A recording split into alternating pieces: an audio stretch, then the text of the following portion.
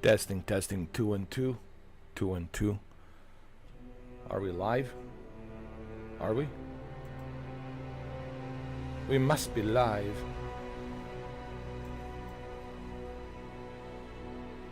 We must be live. Let me see if I can hear myself. Are we live?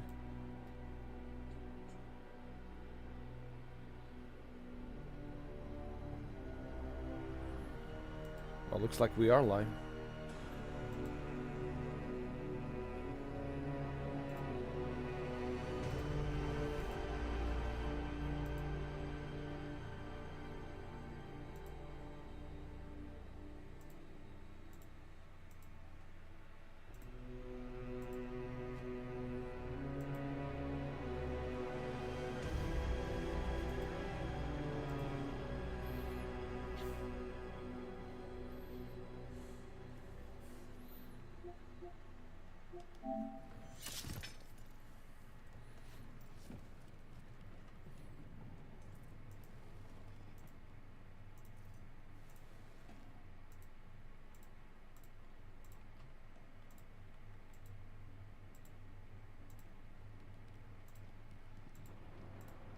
Okay. Okay. Let's continue.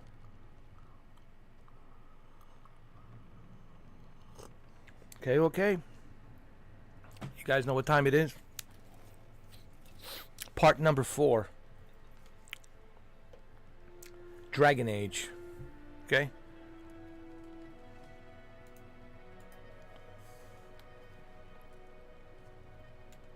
I've been enjoying this game so far.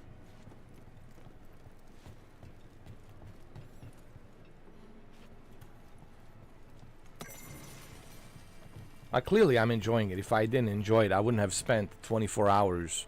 I think my total game time, it's like, what? 24 hours.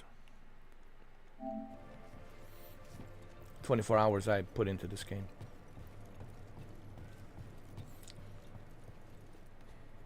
The merchant. Stock up with whatever you need. What can you sell me, merchant?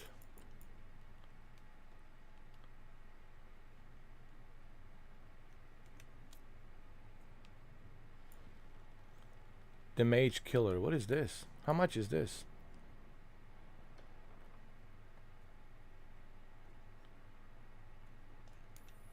I want to buy it. That's it. I want it. I want to change it right now.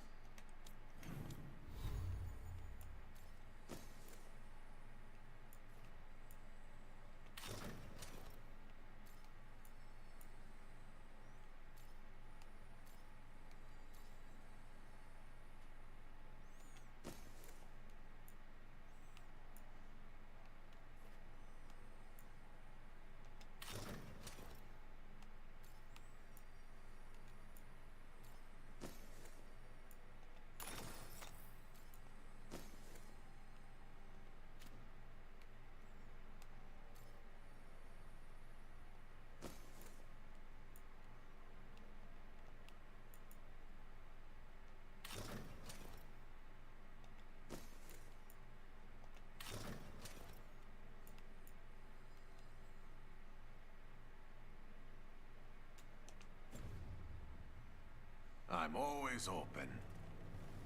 Okay.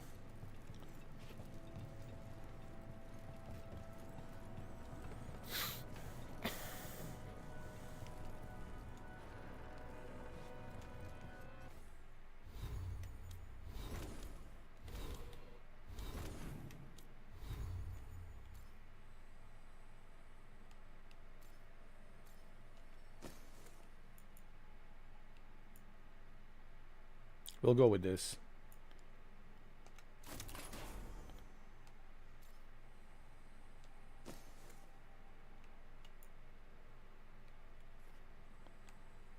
Oh, this thing has 137 physical damage.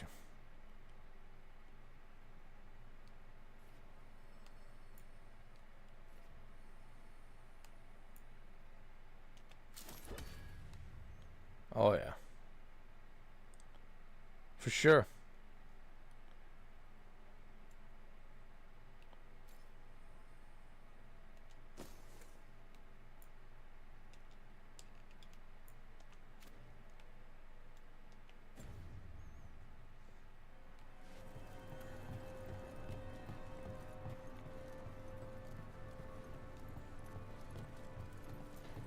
Okay, let's go.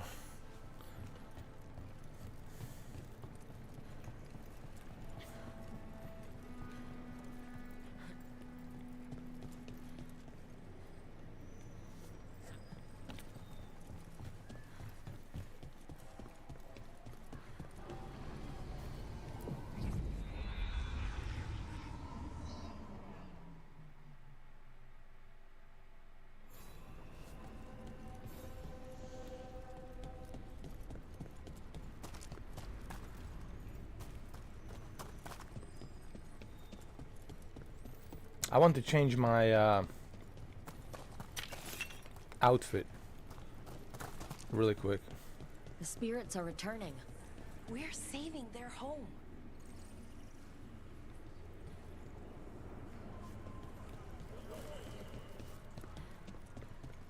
That looks like I won't be able to do that right now. An underwater prison? That's still pretty amazing. Amazing? I suppose it is. Do you think the elves made it? It didn't seem to enter. I think so. I wonder what it was built for. Originally, I mean. Whatever it was meant for, it's a bit of misery now. Right.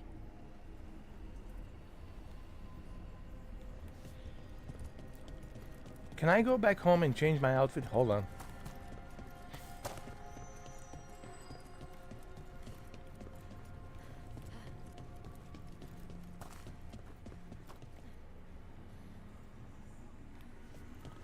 Let me see.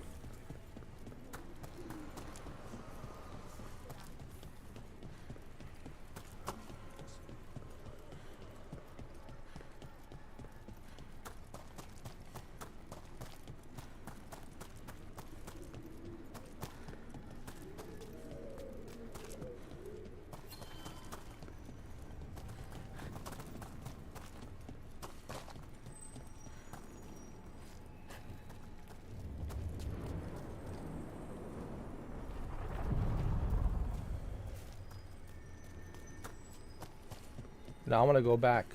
I want to go back and I really want to change my outfit. Hold on.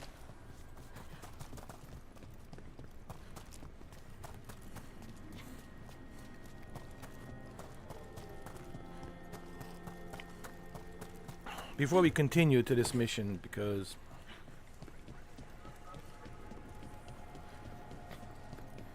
I like this outfit, but I just purchased even better outfit, so I want to use. What do spirits spend money on? Never mind. What do you have? Hold on.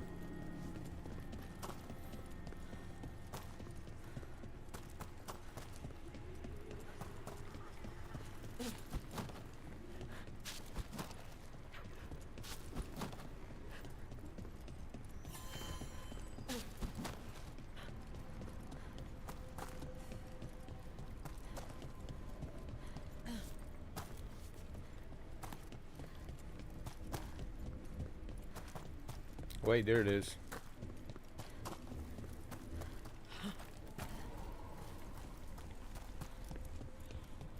I guess I cannot go back. That's okay. If I can't, I'll just use the I'll use the outfit when I come back, you know, when I finish the mission.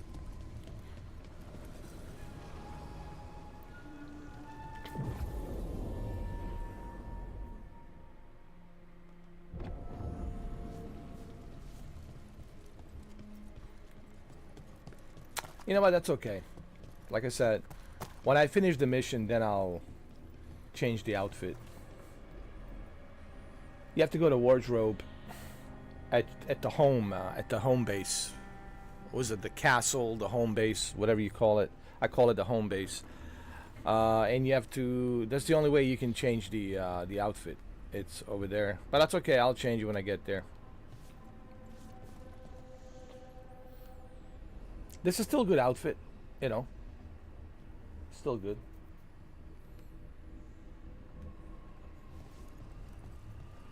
All right, let's do the mission.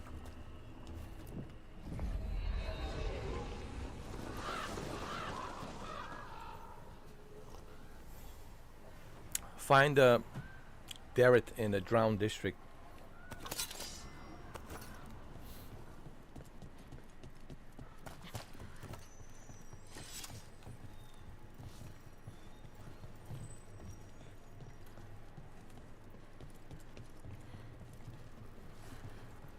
Haven't seen you around the diamond much, V.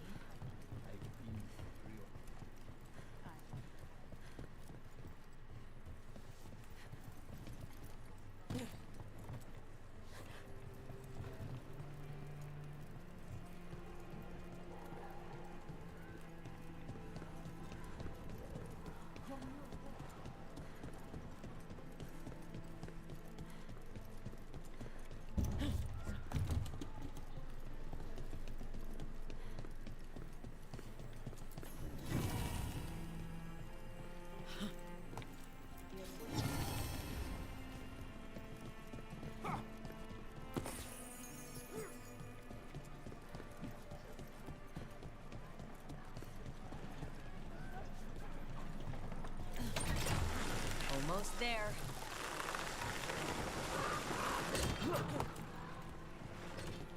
You don't have to answer this if you don't want to, Lucanus, but how did the Venatori stick you with spite?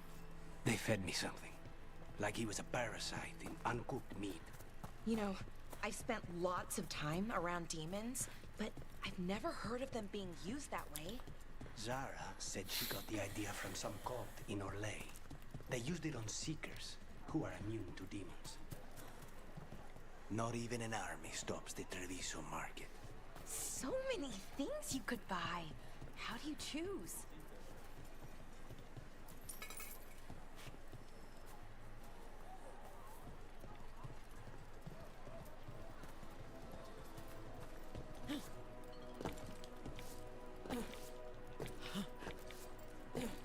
Cafe later?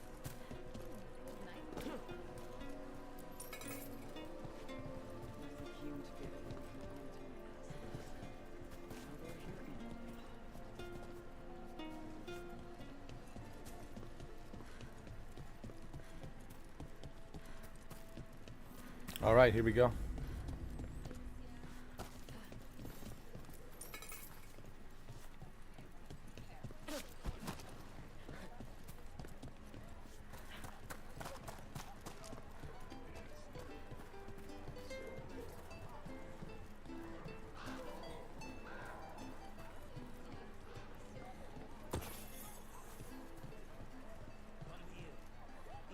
If the butcher wants Treviso to thrive, he needs to let ships sail freely.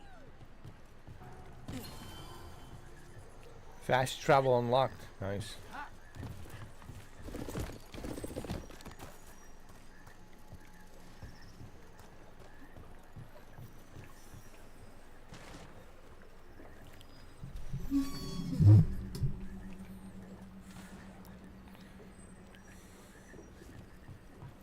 Bunch of unarmed stopped me on my way to work.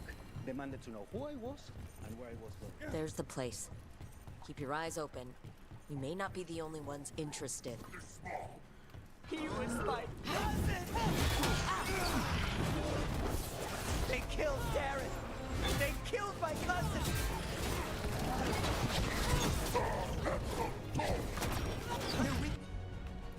They're on the left! Got them!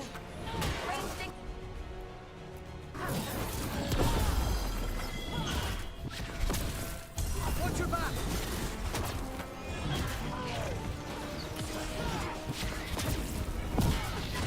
Oh yeah.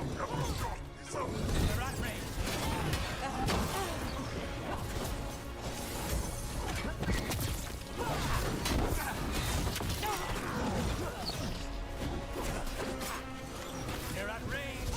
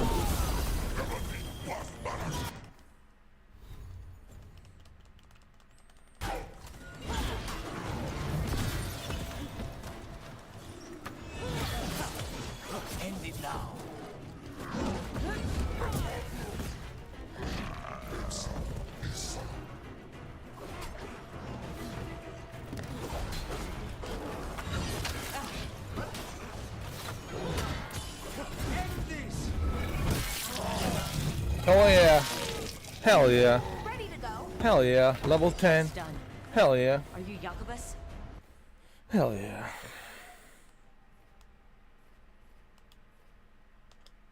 Hell yeah.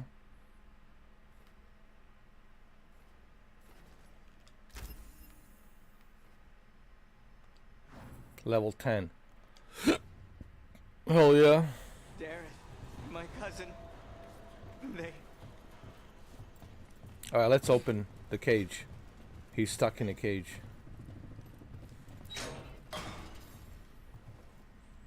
Please, you have to finish Darrett's contract. It's about the butcher. My cousin was going to spy on the butcher. He told me we'd pick up the contract from a dead drop.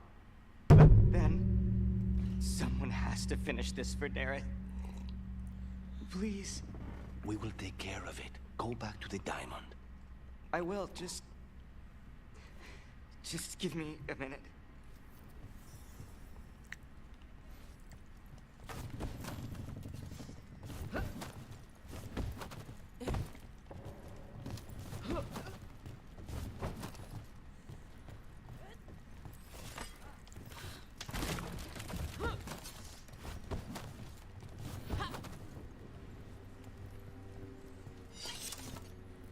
Search Darrett's body.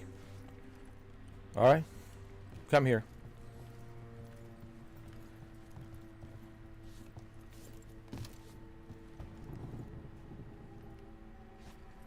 Oh, I see, I see. We should see if Dareth had any. Your lead panned out.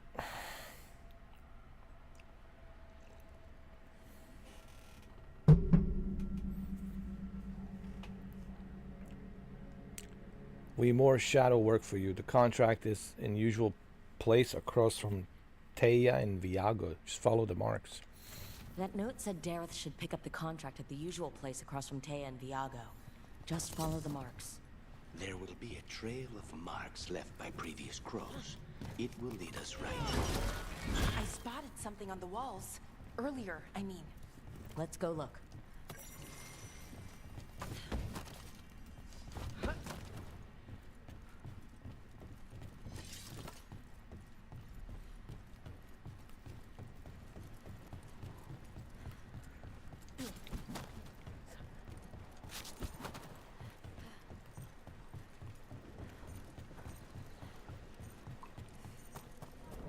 A crow mark.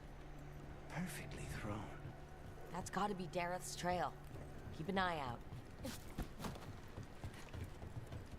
Another mark this way.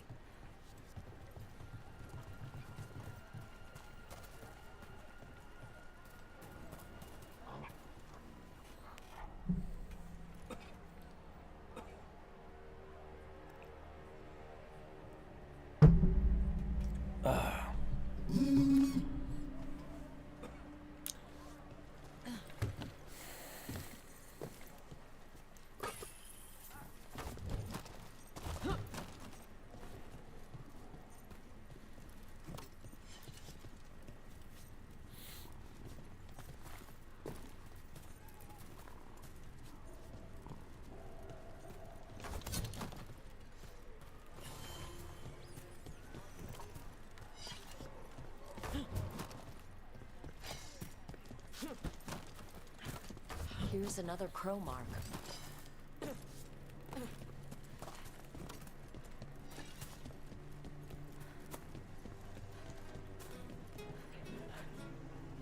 There you go, guys. Good music. Good music. Keep it going.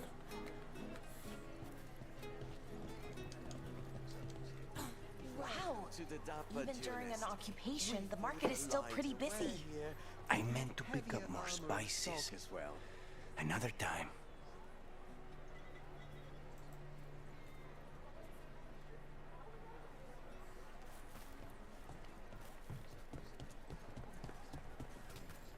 Our next crow mark.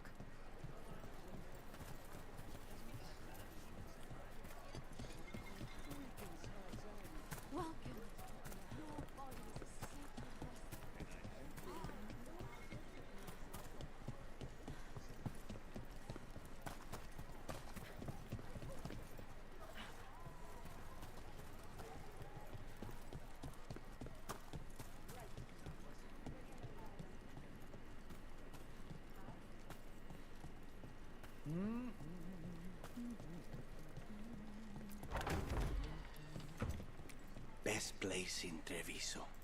I can't believe this cafe is hidden inside all the crowds and chaos. I love it.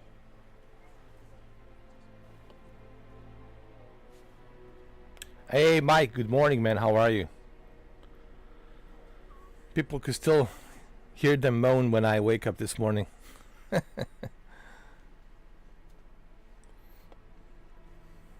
Well, they stopped. They stopped moaning. That's because I leveled up to level 10.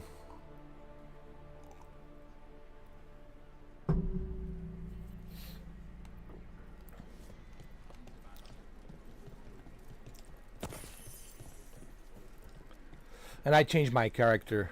I went from Joker to this character, Red Sonja.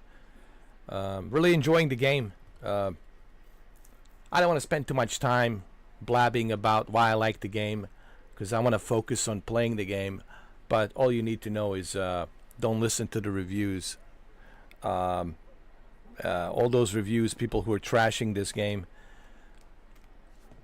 are full of themselves. It's not like the greatest game ever, but to say that it's the worst game ever, it's like, come on.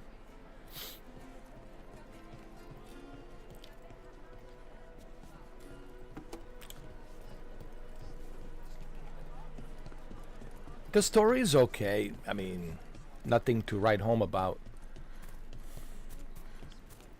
Same thing with the Assassin's Creed Shadows. They're still trashing Assassin's Creed. What's the next game? I guarantee you they will even trash Grand Theft Auto 6. I'm sure they will find something to trash.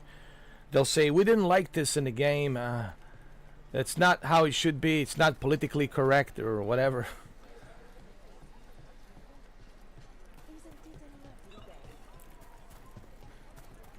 A fine evening, is it not, my friends? So this is why I said to people, you need to play the game yourself.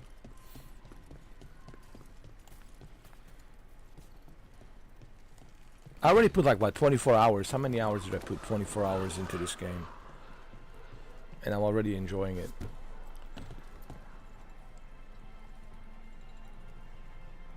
That's how I always been, man. Day one. My entire life, man, playing these games off and on throughout my life. It's always been on like how I feel. If I like something, I like it. If I don't, I don't. I don't really shy away from like telling people if I like something or don't like something. But this game, people who say that it's bad game, it's one of the worst games of 2024. It's ridiculous. Hey, what's up, Brendan? How you doing, man? I'm doing good. How you doing? Waiting for Spike to break out of my body like I was a cocoon for a moth.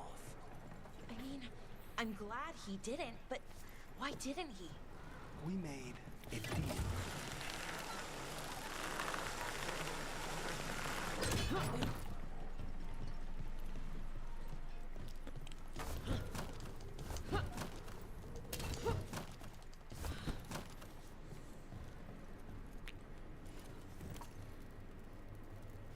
Alright, what do we need to find? Darrett's contract.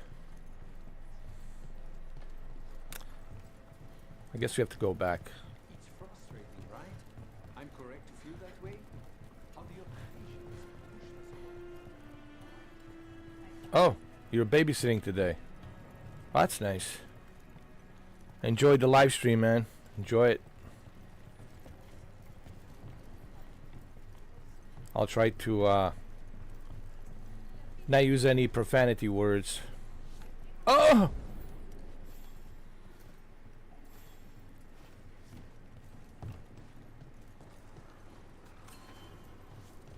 Try to make this PG or G. This stream is rated E for everyone. But not really, but you know, since you're babysitting, I guess I'll have to tone it down.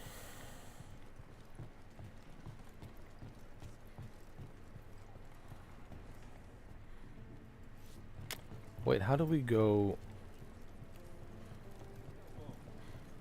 Is it this way?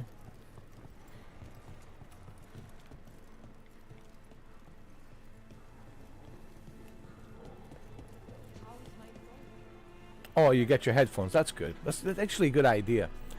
You know, because the last thing I want is, you know, if you have family around you, you know, hearing me, you know, use profanity or something like that.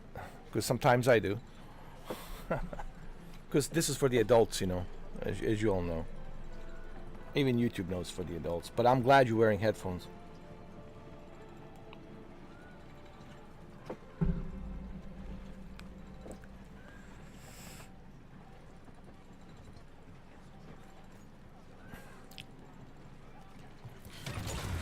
Back on the ground soon.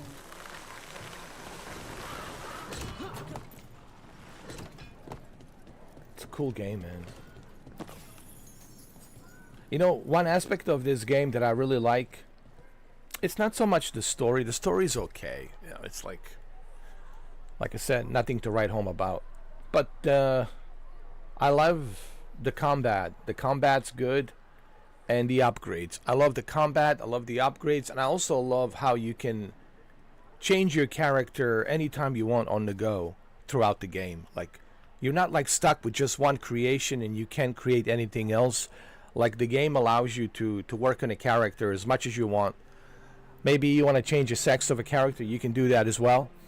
So you got total freedom to like work on your character and change the appearance of your character like anytime, at any given time and point in within the game. So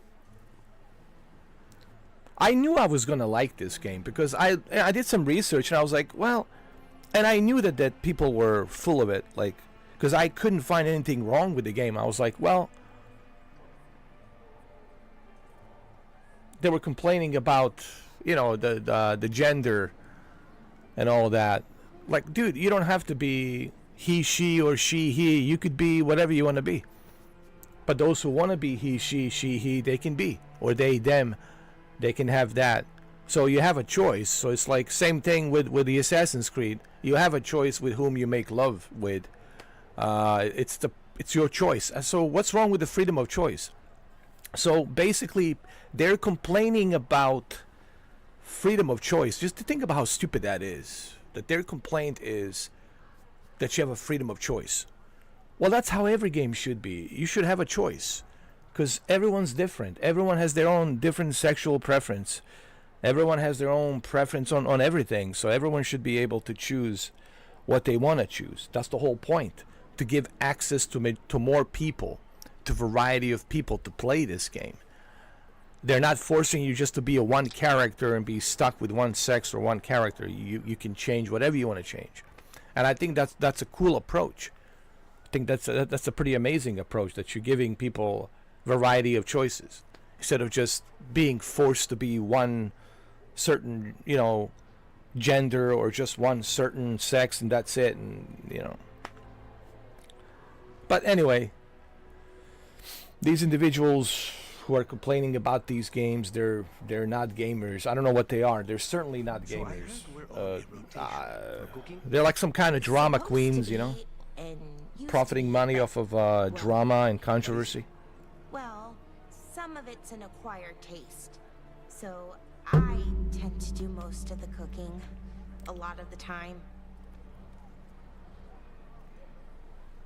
Exactly. This generation, nothing is good enough. There's always something to complain about, and if a game developer does something good, then the next thing is not good enough. All right, now they're going to be complaining about, oh, why do you have a third-person option on Indiana Jones? We don't like that. I think the game should be experienced in the first person. So no matter what you do, they're going to complain about. If you add options, freedom of choice, why do you have a freedom of choice? We don't like that. It should be only one way. But that shows you that these individuals are doing this on purpose. They're not gamers. They don't care about the video games. They only care about their bank accounts. They just care about this, you know, how they can profit from the views, how they can manipulate the views to make the money. That's all they care about, is their bank accounts, man. I mean, you have to be brain dead not to see that. Like, you really have to be brain dead not to realize what's going on with these individuals. They don't care, dude. They don't care. All they care about, how do I look like on a thumbnail?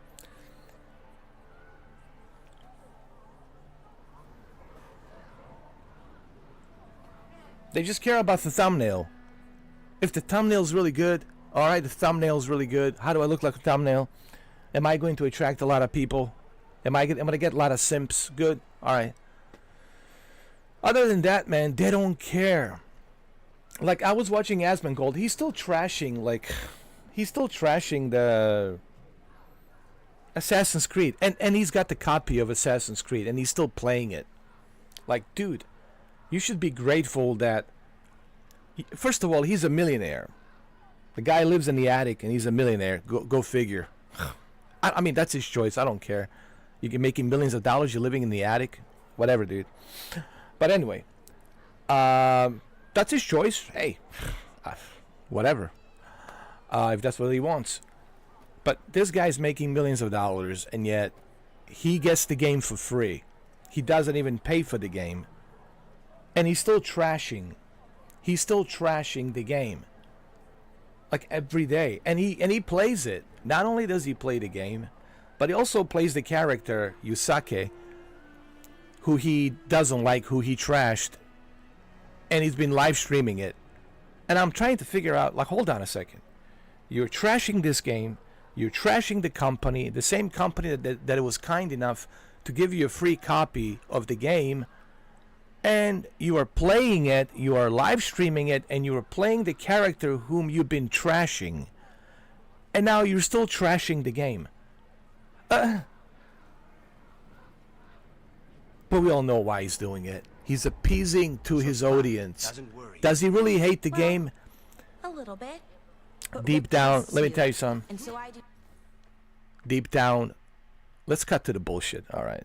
Because I'm really sick and tired of talking about this, man. Really am. This is driving me fucking crazy. With these phony, fake-ass people. He loves the game. He got it for free. He's playing it. What is he doing? He's using you, millions of you sheeps, exploiting you, using you so that way he doesn't have to work 9-to-5 jobs, so he can sit in that attic, put on his little blanket, and make millions of dollars. And hey, God bless him. That's cool. If that's what you want to do, man, go do that. But I just want you to know that he's full of shit. He's doing it because he needs this. He needs to make this. So he's trashing the game constantly so he can get this. Because he knows if he says something positive, if he said, Ubisoft was kind enough to send me the copy of the game and I enjoyed it, and I'm having good time, it's not that bad, and everybody will start unsubscribing. You are sellout. You are woke. Guess what? We're canceling you, Asmongold. You're a sellout. We're gonna cancel you now. So he's afraid of that. So he doesn't want that to happen. He doesn't want to be canceled. He doesn't want people to go against him. He doesn't want people to unsubscribe because he needs the traffic. He needs, and God bless him. Hey, that's cool, man. You hit the jackpot. You hit the lottery ticket. But, like, dude, like, seriously, he doesn't hate the game. All of these individuals, they don't hate the game, but they have to say it, that they hate the game so they don't lose the subscribers. You catch what I'm saying? They're forced to say that they hate the game because they don't want to be canceled, because they're making millions of dollars. They have millions of views. They're on the top charts. Everybody knows who these individuals are. So this is exactly what's going on. And this is why they're not going to say, ooh, I like the game. Oh, I actually, it's not that bad. No, they're not going to do that. Because they know once they do that, once they start saying that, then people will start unsubscribing, and he's not going to be getting 3 million views. He'll be getting like 250,000 views, and he doesn't want 250,000 views. It's still good, but he wants to have that, big pile of money to be comfortable living in that attic with his blanket on his, whatever, on his feet. No, I only watched him a few times. Honestly. I don't really watch him righteously. I watch Dr. Disrespect. I don't watch that guy. But here's the problem. YouTube constantly recommends to me to watch Asmongold. It's like in my face. Because he's a top celebrity, he's a top YouTuber. It's impossible, dude, for you to know anything about the Assassin's Creed without his face showing up, because the guy is a top dog. Even you, Branko, type in Assassin's Creed, guess who shows up? Asmongold. You know, that's because they're advertising him. They're putting him out there, you know, on the front page. But the problem is, there's nothing I can do about that. There's nothing you can do about that unless you don't want to watch YouTube. So he's like in your face. You were watching him too, Branko. What are you talking about? You know, you're laughing, but you're watching him too. So I don't know what the fuck you're talking about. So the point I'm making here, dude, is like these top celebrities are being in your face whether you fucking like it or not, man. You know what I'm saying? Doesn't matter. Just type in Assassin's Creed, he's gonna show up in your face. All of these assholes, all these top dogs on the YouTube will show up in your face. You know, this is the algorithm, dude. You know, there's nothing you can do about it. The only thing you can do is just don't watch YouTube regarding video games. But if you're watching YouTube regarding video games, guess who shows up? He shows up. All these other guys, the guy with the beard, the guy from India, I don't know where he's from, he shows up as well. The other dude shows up. All these top celebrities, they all fucking show up, and they're like on your fucking face. So there's like nothing I can do about that. Nothing you can do about that. The only thing you can do is don't search games. But you want to search games because you want to see what people have to say about the games. But he shows up on that top recommended list. But does he hate the game? No, he doesn't hate the game. But why is he doing it? He's doing it because he needs publicity. He needs to keep status quo of 3 million people. Without that 3 million people watching him, then he has to go back to 9-to-5 job, and nobody wants 9-to-5 fucking job. Everybody wants to sit in their fucking attic and, you know, make that easy money. Yeah, it's really fucking nice. Just sit in your fucking attic, say a few words, make some stupid ass videos, and just collect the fucking check. You know, actually, you don't have to collect the check; you just get direct deposit. Plus donations and all the merchandise he has, sponsors and all the shit. And look, that's fine. Hey, if you're lucky enough, if you hit the jackpot and you got that, hey, this is America. You know, this is how it works. It's capitalism. I'm nothing against it, but what I'm simply trying to tell people who are watching him, you are the sheeps. You're stupid for watching all the stupid nonsense that these guys are saying. It's on you if you believe all these top YouTubers that they're being honest with you and that they're telling you the truth. Well, then you're stupid. Then that it's on you. Then you're the sheep, and you're the stupid dog, sheep dog. You know, you're the retard. You're the fucking idiot. And I don't know how else to fucking call you. You know, you don't want to be a retard. You don't want to be a fucking idiot.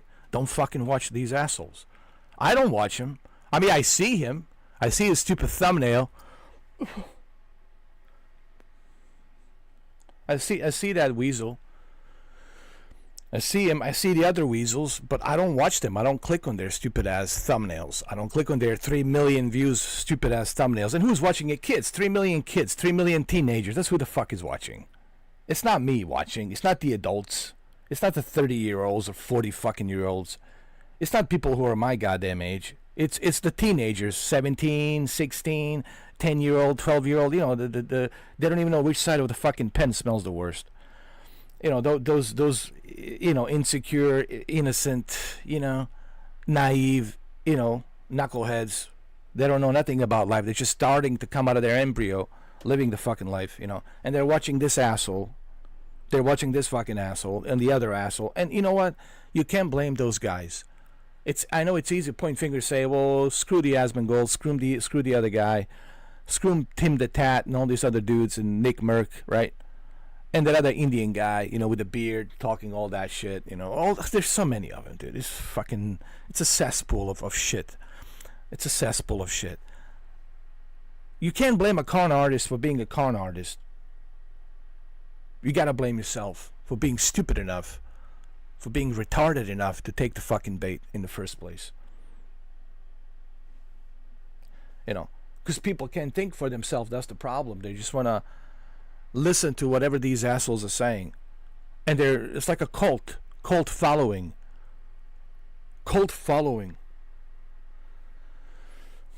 I know, Mamba. It is. It is. It's a cesspool, man. YouTube. It's a one big giant cesspool, and it's only getting worse.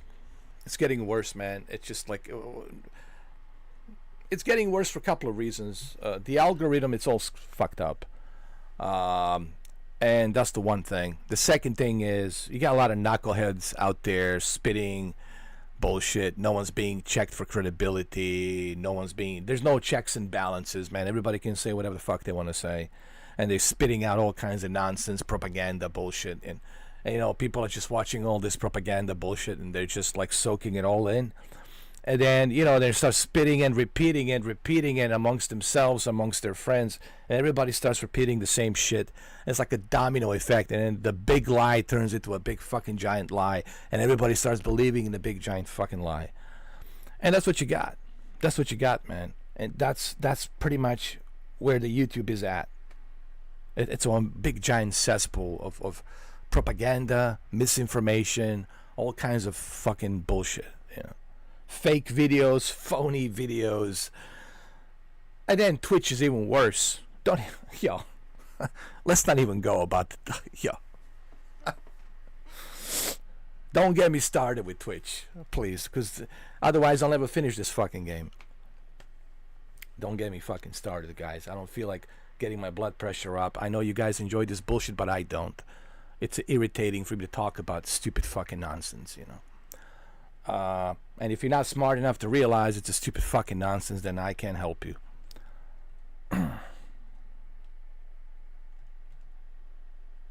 I missed the Xbox 360 time almost. Yeah. I know. Well, everything was different back then, Mike. Everything was different back then. Back then, people were more chill. People were more, dare I say, smarter. But now it's just like it's like a cult, man. It's like a cult following and it's like a Simpson cult. It's like a worshipping cult and simps. So you got it's like this new rise of mistresses and dominatrixes. It's just like this, you know. It's fucking. It's disgusting. It's disgusting, dude. It's vomiting. I just went out. Blech. Blech. It's pathetic. And I can say it because I'm 46, man. I've been around, man. It's not my first fucking rodeo. I've seen, you know, I've seen the good times and I've seen the bad times. And this is, I don't know what the fuck this is. This is like, to say shit times, it's understatement. I don't know what it is. It's just like, I don't know what it is. I can't find the words in dictionary. We need to invent some new words, because I can't explain what it is, what this is, man. You know, I can't explain it. I don't know what this is. I can't. I don't know what it is. I can't tell you what it is, because I don't know. It's a mystery. It's a one big ass fucking mystery, dude. Oh, definitely brainwashed. But see, I think we were past that part, Mike. I think we have passed that part. We're past the brainwashing part. We're like at the programming part now. Brainwashing has been already finished long time ago. That's done. That's the first phase of brainwashing has been already accomplished. The next phase is the programming, how to keep the programming status quo, how to implement the new programming, how to get the programs going, how to keep it pushing forward, you know. Who's the master of puppets? I don't know, dude. Who's, you know, pulling the strings? I don't know. We'll never know. You'll never know. No one's going to tell you. Okay? What if Rook's wrong about me, though? I am. But it doesn't matter who's pulling the strings. Whoever's pulling the strings, obviously, they don't have our best interest. They have their best interest for their agenda, whatever the fuck that is, you know. True.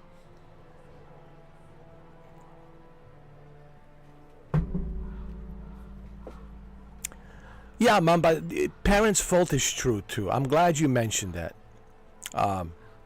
You make a good point with what Brendan said here. I don't know if Mike will agree with this, but I know being a parent, it's a big responsibility, man. It's not easy. I know my brother, it's a parent, and you have to work, and you have to take care of your kids, man. It's a lot of stress. And Mike, same thing. You know how it is, man. So I get it. It's stressful, being a parent these days. It's a lot of stress, man. You need blood pressure pills. You need to take the blood pressure pills just like I do. But Mamba makes a good point. You do kind of have to blame the parents for not teaching their kids to smell the bull. Yeah, I have to agree. I mean, I know I don't want to listen,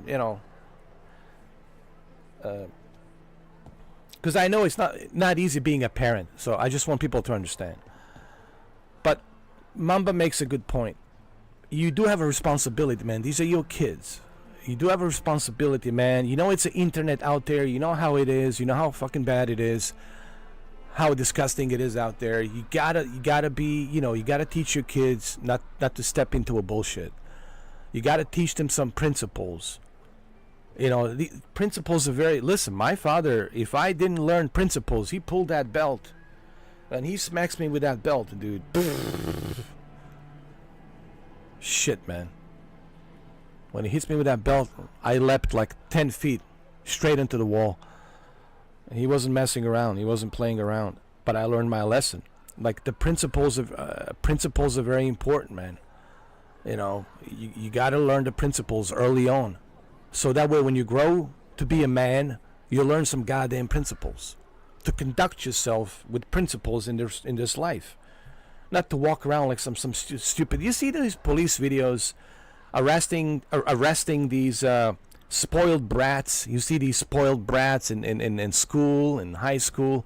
You see these spoiled brats at the parties. You know who I am? You know who my daddy is? They don't have any respect for authority, no respect for law enforcement. They're just like whatever.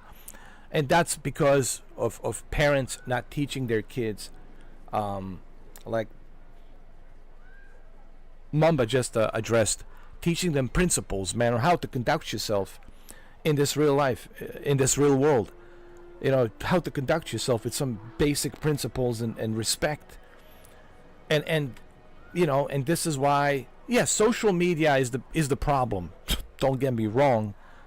But parents also have a responsibility. Knowing that there's social media out there, knowing that they have cell phones, knowing how easy it is to access these phones, and how easy it is for them to access these phones and tablets and these laptops, and how easy it is for them to get brainwashed by a lot of bullshit.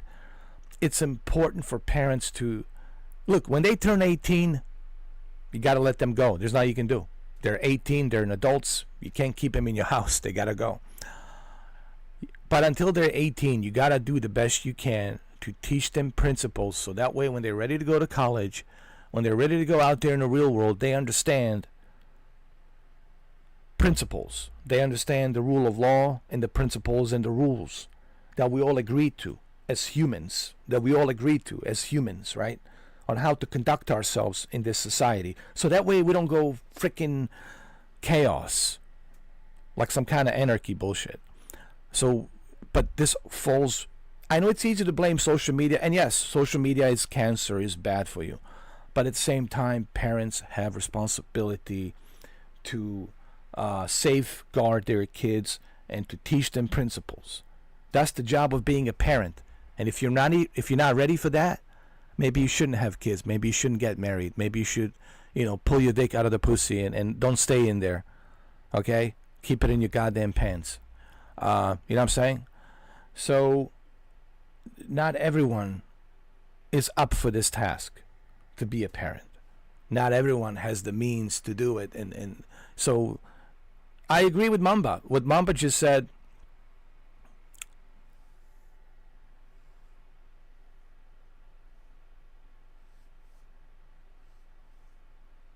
a belt would land a parent in a jail. Oh, yeah. But this is like 1970s, 1980s, like 1986, 1987, like, or 1980, was it 1986? Like, my dad would, pull out their belt.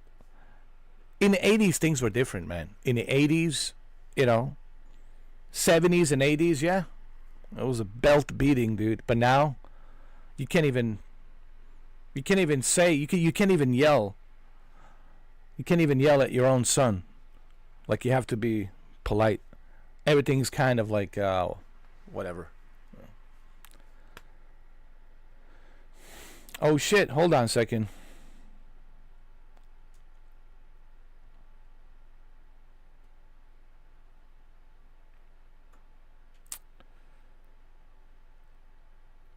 Oh, there's been a stabbing in Amsterdam. 5 people have been stabbed by a random terrorist attack, they say.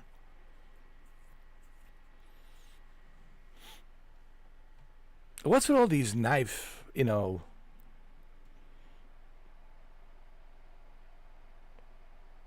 I think they need to make a John Wick Academy. Seriously. Like, how to... There is a way to handle... There is a CQC called Close Quarter Combat. You can pull out your shirt and you can use your shirt to tie up someone's head and hand and take off that knife. Or you can just go like this. When he goes in like this, you go like that.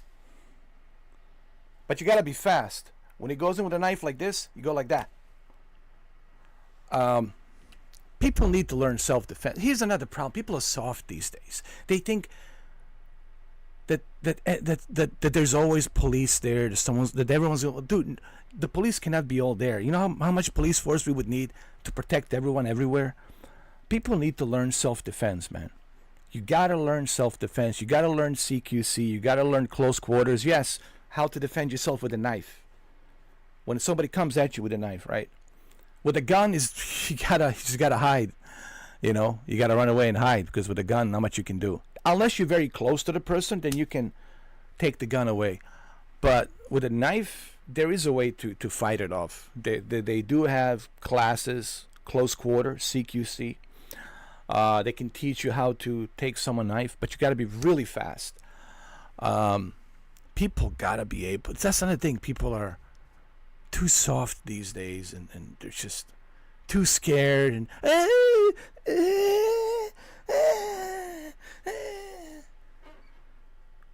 no, got to grow some goddamn balls. Got to go out there, man. You got to have courage. Got to learn how to defend yourself. You want to be like John Wick? You can be John Wick, but you gotta, man. People need to like toughen up a little bit. Heart, you know. I don't know. It's just me, but people need to like learn self-defense, man. Learn self-defense. Not only can you help yourself to defend yourself, but you can help others who can defend themselves. So if you have all of these techniques that you know how to use, well, you can stop some asshole like or some lunatic that just recently happened in Amsterdam. You can stop that motherfucker and bring him down and then wait for the police to come in, and then they can arrest him and take him. All I'm saying is this generation is getting soft.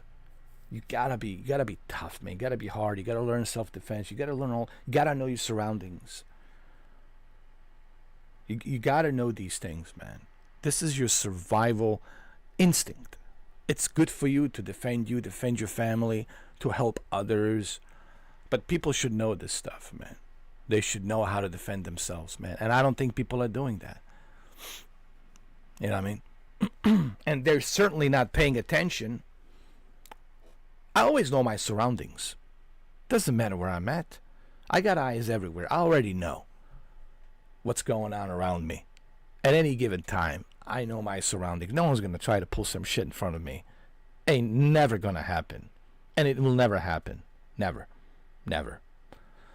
You got to know your surroundings, man. You got to be aware of your surroundings at any given time.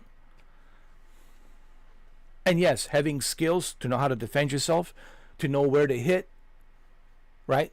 Which area in the body where to hit. Underneath the diaphragm, right here in the neck, right over here. Certain parts of your body, you can stop the circulation. There's certain things you can do. People need to train. They need to learn this shit, man. I don't mean to sound like some kind of, whatever, special forces guy or whatnot. I'm simply saying No one's going to be there to defend you. Sometimes you got to learn how to defend yourself, dude. Okay? No one's going to be there to save you at any given point of time. You got to learn how to defend yourself, and you got to know your surroundings at all times.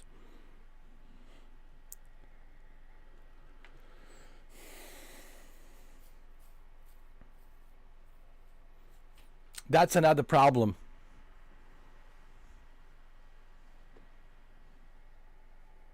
This generation needs to survive boot camp. Yeah, right. Well, they need it. I think it should be a mandatory, honestly. I know some countries it's mandatory to go through a military. Country I was from, Bosnia, I believe it's still mandatory. When you turn 18, you got to go to the military. You got to go to boot camp, dude. Here it's only a draft. If there's a draft, you got to go. Oh, it's volunteer. You volunteer to become. But I think I would make it mandatory, man. If you're 18 years old, you got to serve at least 2 years in the military. Now, if you want to stay with the military, if you want to stay with a military career, you will have that option as well. If you don't, then you can go pursue something else, and they'll pay you for the 2 years being in the military. But I think it should be a mandatory after you finish high school. Like, you have to go pick and choose. Like, you have to finish basic 2 years of military training, and then if you want to stay, pursue the Air Force or U.S. Navy or Special Forces, then it's up to you. But I think it should be like, what do you guys think? You guys agree with it? I'm talking about for us here living in America. I know some other countries it's mandatory. You have to be, you have to go through 2 years of military training. But what about here? So you guys believe that will ever happen? That they will pass the law that says you have to, when you're 18 years old, you have to join the military? I think it would benefit. Brandon says 100% agree. There you go.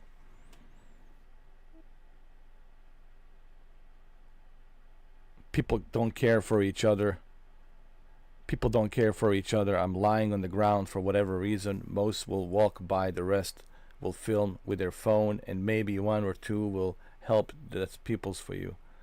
Yeah, because they're all afraid. They're all scared because they're spoiled. They're spoiled, and they live in this fantasy bubble of social media. They think that that there's no evil people. They think that everyone's good. They think that everyone's nice. They think that there's no fucked up people out there. They think that everyone's just super nice. No, yeah, there's nice people, but there's also mentally fucked up people too.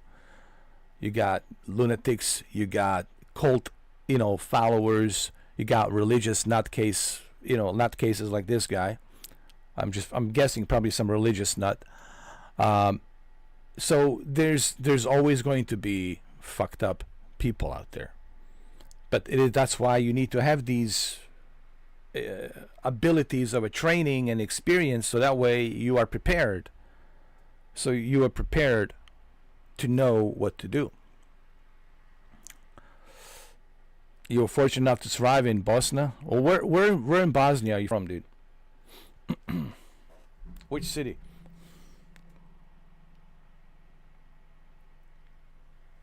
I was in Sarajevo, 92, 95.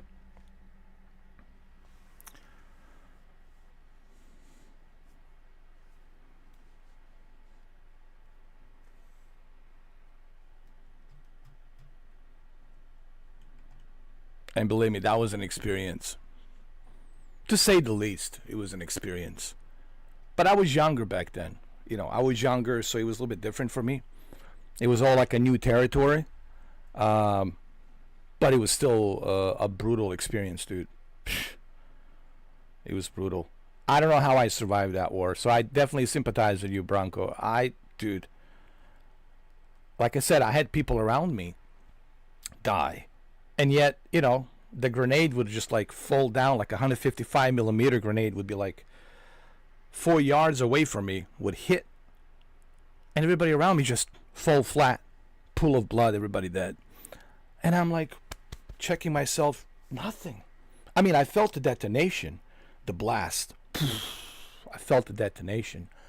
But I'm looking around me like, I see the pool of blood, people are screaming, you know, without limbs and legs and heads blown off. And I'm like, you know, I'm still alive. Dude, there's been moments, like even a sniper. How many times sniper came close to like, just phasing through my shoulder. Not above my shoulder, I'm sorry. Above my shoulder. Like, what?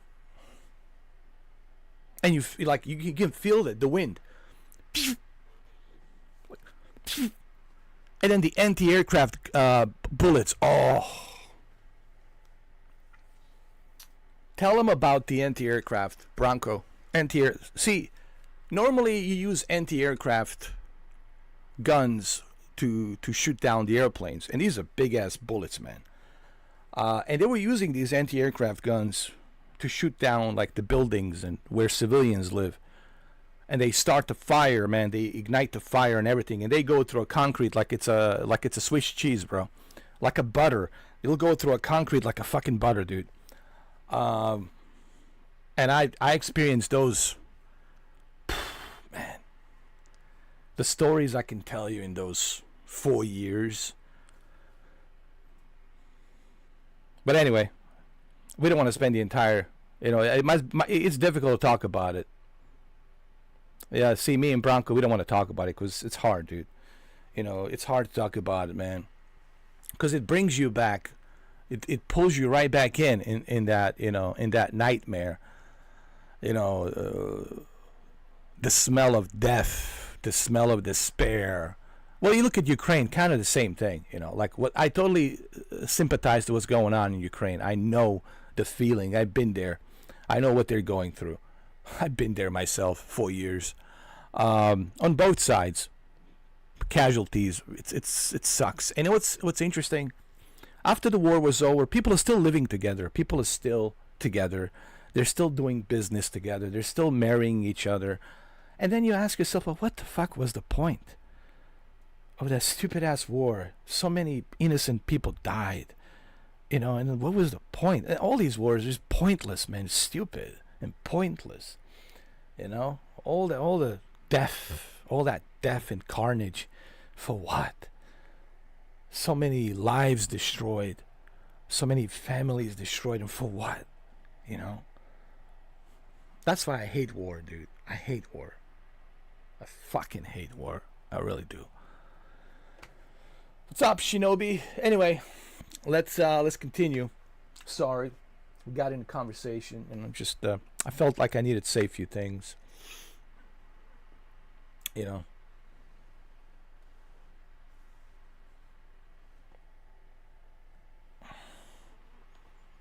Yeah, you told me you were in the army.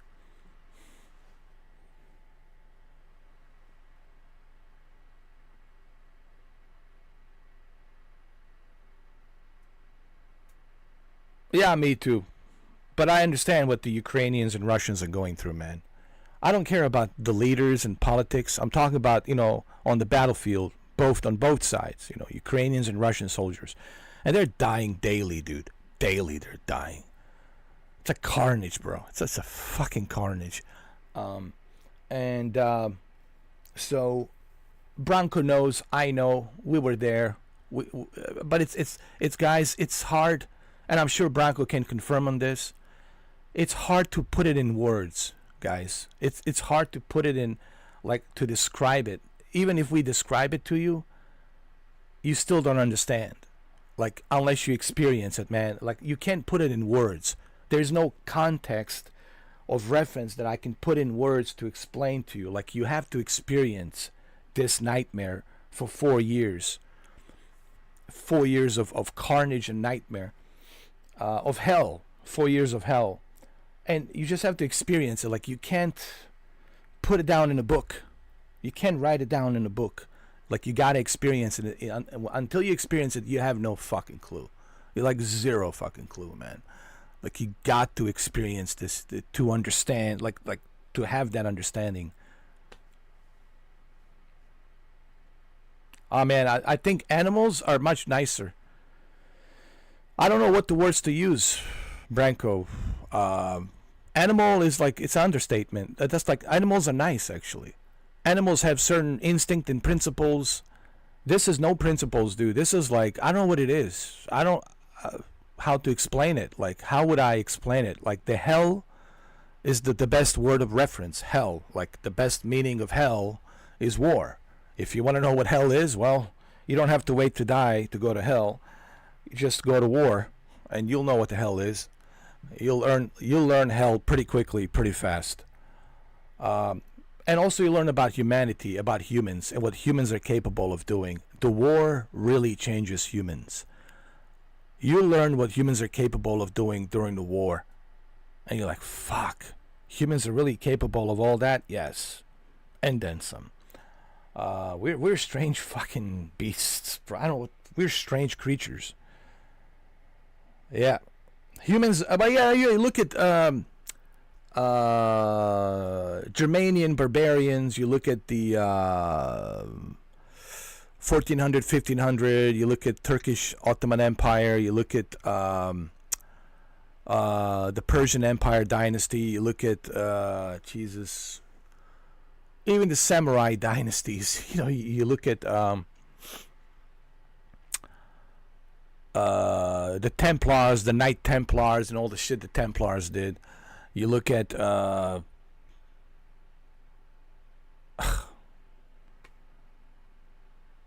Vikings and what they've done. And look, man, we can go down the list. It's in our DNA, man. I don't know what it is, man. I don't know what it is, man. It's like, it's really, it's a big mystery, dude. It's a big mystery, dude. Well, Count Vlad the Dracula, dude, he used the method of fear, and he struck the fear into the Ottoman Empire, where the Ottoman Empire backed off, dude. The old Wallachia, which is today's Romania, dude, you know, Vlad Dracula is considered a hero in Romania because of him. The Romania never fell into Turkish Empire because of the fear that the Ottoman Empire had against this notorious, mysterious Vlad Tepes, the prince, also known as Dracula. Dracula name came in from Bram Stoker, the Irish writer Bram Stoker, who wrote about the Dracula, and you know, in this case, Vlad the Tepes. But he used all of these, and even his own people he would sacrifice. Like, he was by today's standards, he makes everybody else look like a nice people. You know. Yeah, he used to watch people die on a stake while eating dinner. Yeah, he was a psychopath, for sure, dude. But hey, it helped strike the fear into the Ottoman Empire, and they were afraid, dude. They're like, hey, we don't know if this person is even human. Like, what are we dealing with here? Who is this individual? And that fear that he was using, that he struck that fear, it worked.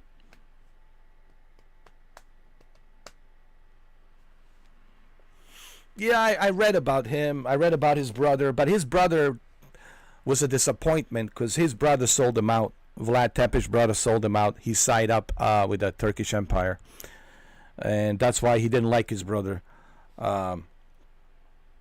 He did have children. He did have a wife. People say, how did he die? Yes, he was arrested. Remember, one time he was arrested. I think he was captured by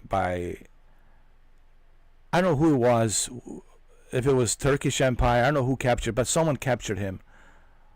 I'm not sure who. It wasn't Turkish Empire. It was somebody else that captured him. He was captured. Again, I have to revisit the books and all that. But even during his capture, when he was captured, people said that he was very, like, mysterious, strange individual. And then, once he was released, his brother fled to the Turkish Empire, the Ottoman Empire. He kind of tried to sold him out, but he failed. You know, they couldn't take the old Wallachia, which was today's Romania. They couldn't do it, man. They just couldn't. And I think that's why he's considered a national hero. Believe it or not, I know a lot of Romanians. If you go to Bucharest, they call it Bucharest, Romania, they'll tell you that he's considered a national hero. Especially when you go to like Transylvania, like those mountains, like they considered him to be a national hero. And that's why they still have the castle up in Bran, in Romania, Bran. That castle's still there, and he used to live in that castle. That's where his family used to live. But also, there's another castle where he spent most of his time on a battlefront, and that's where he did a lot of freaky shit. It was in that other castle that's way deep out in the mountains, bro. It's up on a top mountain hill, in the middle of fucking nowhere, dude. Even to this day, it's creepy to go up there, dude. Especially if you want to go there during the night. Very creepy. A lot of bears, wolves. It's a very rugged terrain to go up there, and that's where they say he did all the sadistic shit. He did all that sadistic shit up on that mountain, where that other castle is. I forgot the name of that other castle. It's hard to pronounce in Romanian, but the Brand was where his family lived. You know, his wife and his children. You know.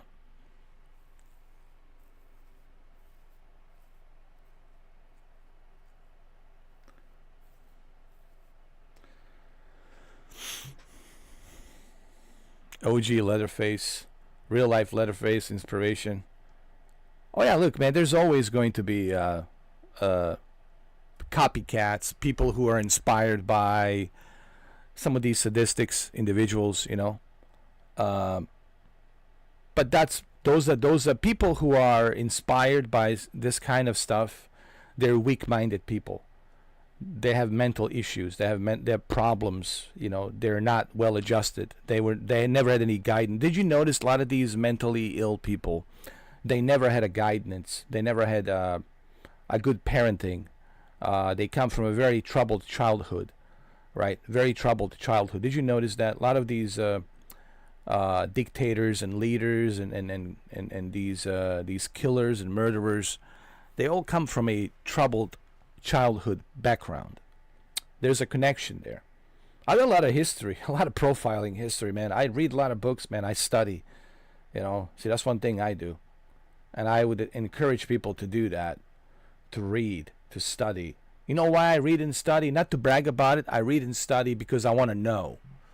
I learn every day, dude. I want to know. That's interesting. I want to know more about that.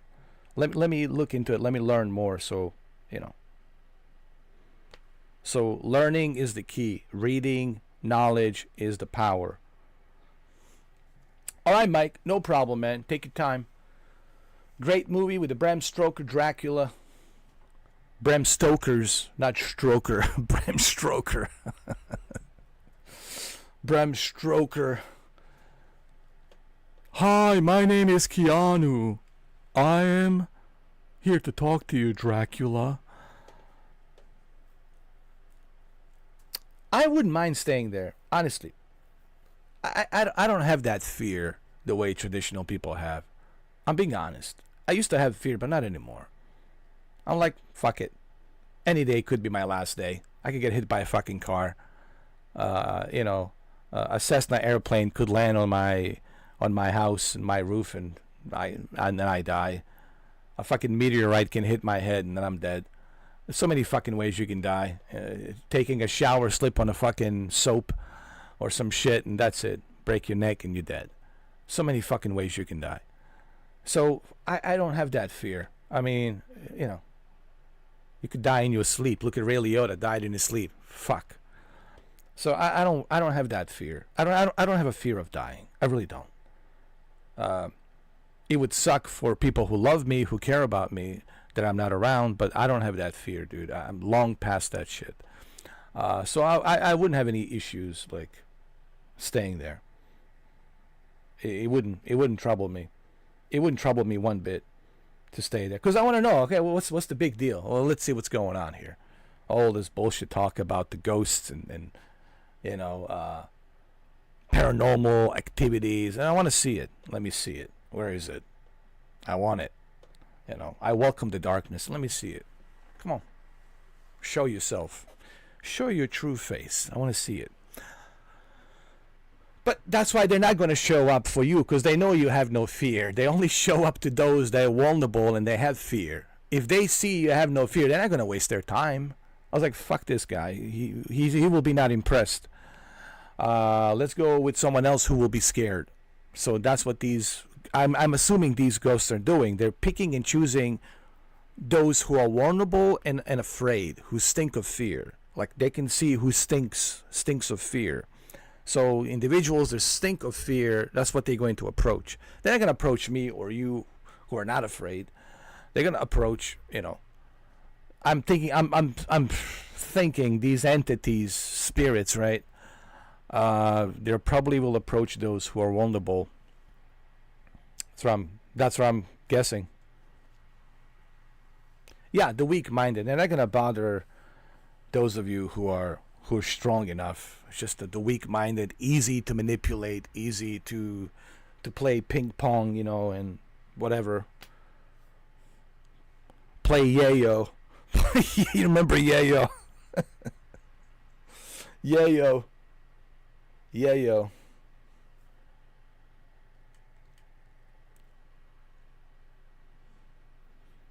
All right. Right, guys, let's play. All right, we got to continue. I'm in a real castle over here called the Veilguard. I wasn't hungry. Harding made her potato stew. Oh, I had no idea that she was cooking. I didn't know that could happen to potatoes. It was a learning experience. It usually is. Antonio Banderas, you like potatoes. I did not know that. You like potatoes. Now we know. Antonio Banderas likes potatoes. Potatoes, potatoes, potatoes.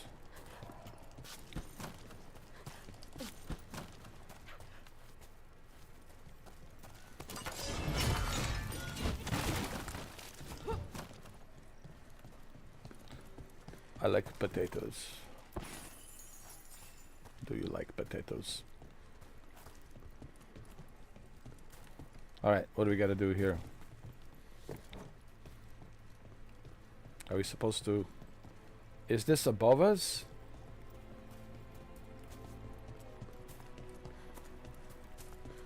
Hold on.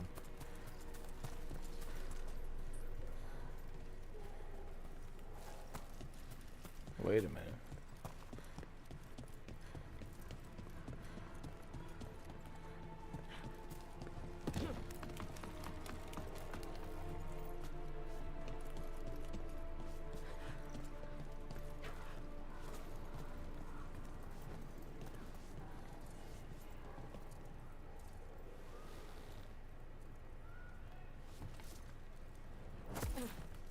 There's got to be another way. Hold on.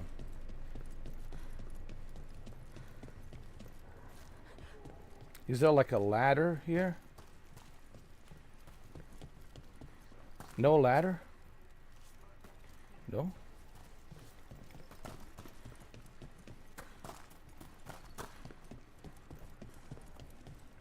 Oh wait, there is.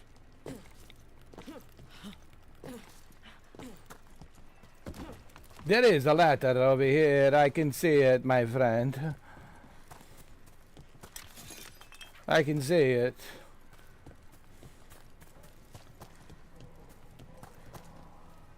But how do I climb up?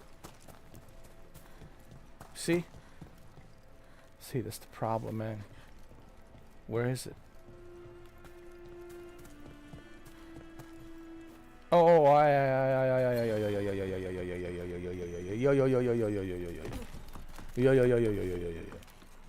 got it. Another mark.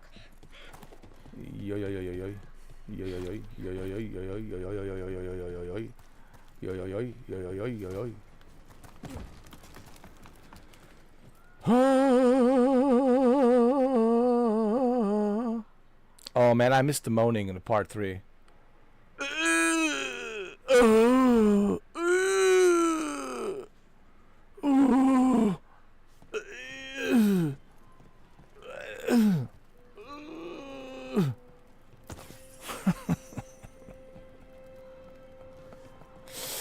I think everyone was having a premature ejaculation. Drip, drip. This is what Mark's. Dareth's contract must be here somewhere.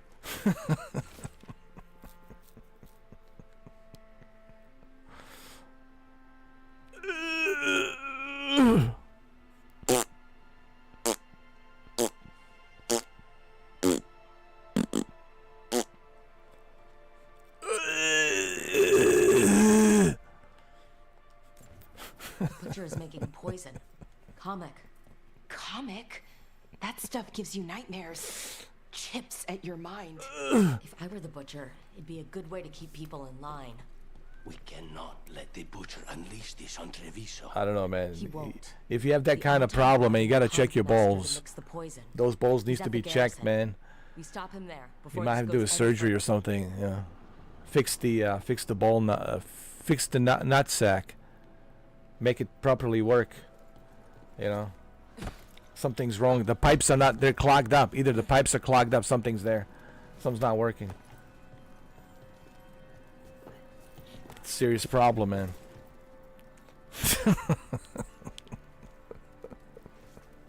It's a serious issue, bro.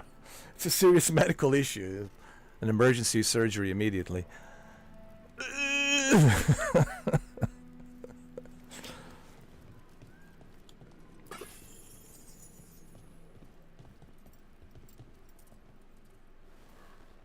Hey, look, if they pay me like $250 an hour. Actually, no, I gotta go higher. Like a $500 an hour. I'll do it for $500 an hour. I mean, that's $1,000 in 2 hours, $2,000 in 4 hours, and that's $4,000 in 8 hours. Hey, yo.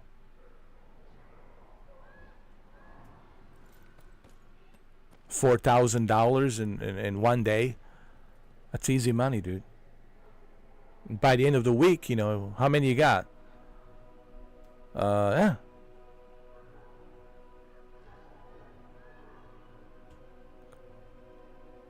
Like $20,000 a week.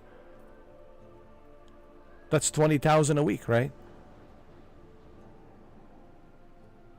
8 plus 8, 16, and then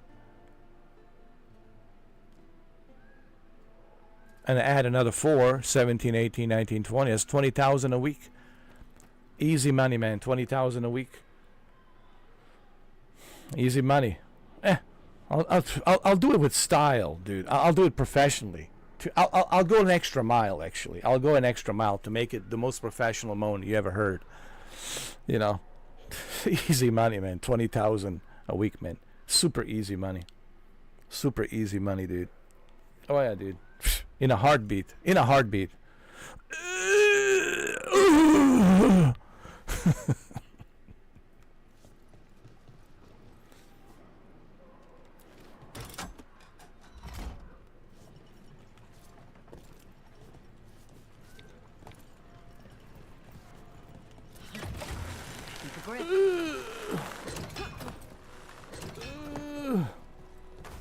Belara, why are they called veil jumpers?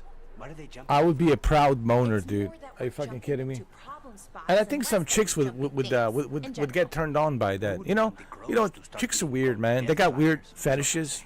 Women have weird fetishes. It's just, you know, they're hiding it deep Death inside. They don't jumpers, tell you right? until they get to know you a little bit better. And then when they get to know you a little bit better, and they tell you their deepest secrets, you know.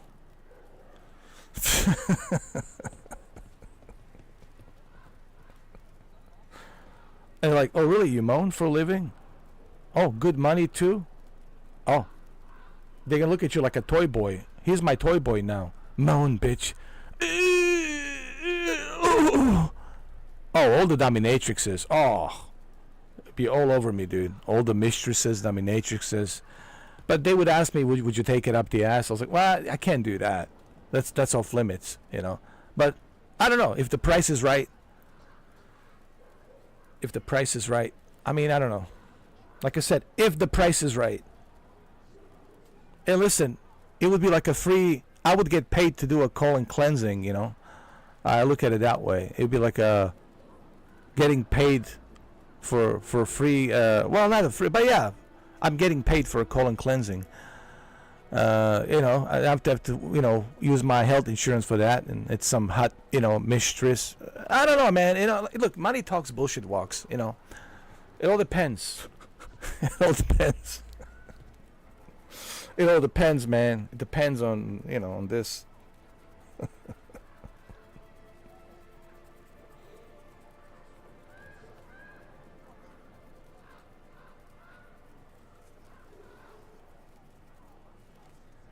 Dreamcast guy will do it for free. Oh yeah, he's a grifter. Anything for it. Well, easily. There's a lot of grifters. MGB, the other guy, Reforger, Dreamcast guy. Oh, you know, like a menage trois, like a threesome, like make it like threesome package deal, bro. Call it the PlayStation fanboys menage trois.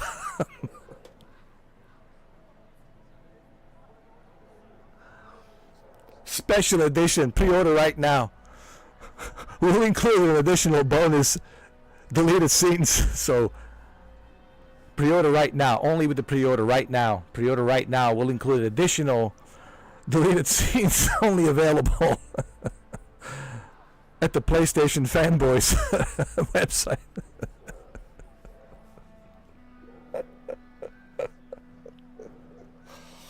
And the moaning has been dubbed by yours truly, Mr. 4K Upscaler. He's doing a narration. He's doing a narration of the documentary, and he's also doing the dub moan voices. So I would be narrating the documentary. I would be like narrating documentary, talking about these individuals and how they got together in a hot tub, and how they got together in the showers, in a steam room, you know, in a sauna, and how they, you know, bend over with each other in the sauna, and then I would do the moaning dub. It would be my dubbing voiceover.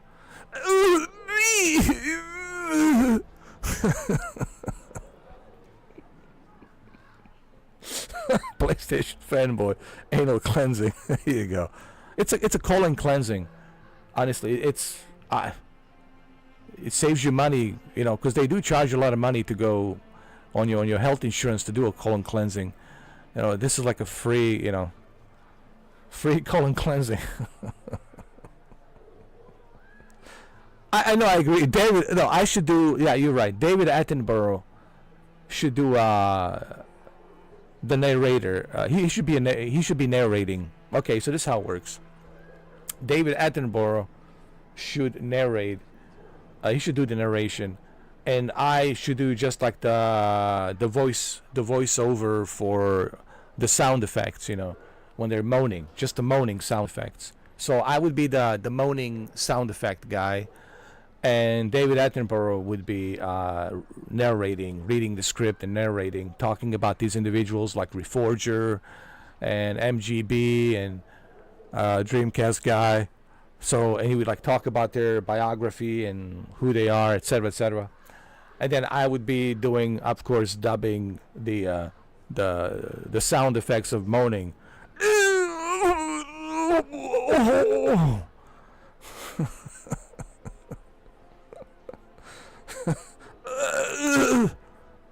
And each one of them would have a different sound effect, you know.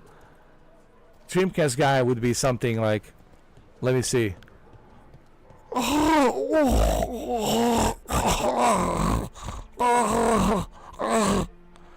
And then the Reforger would be, and then MGB would be,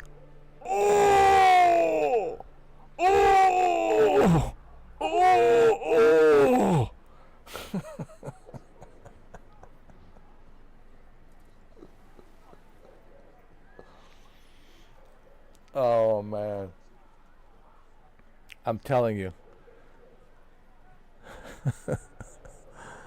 And then we would have a special guest, and special guest would be the man behind the mask, like who is servicing this for them, who is doing this for them, and the man behind the mask and the leather face, it would be one and only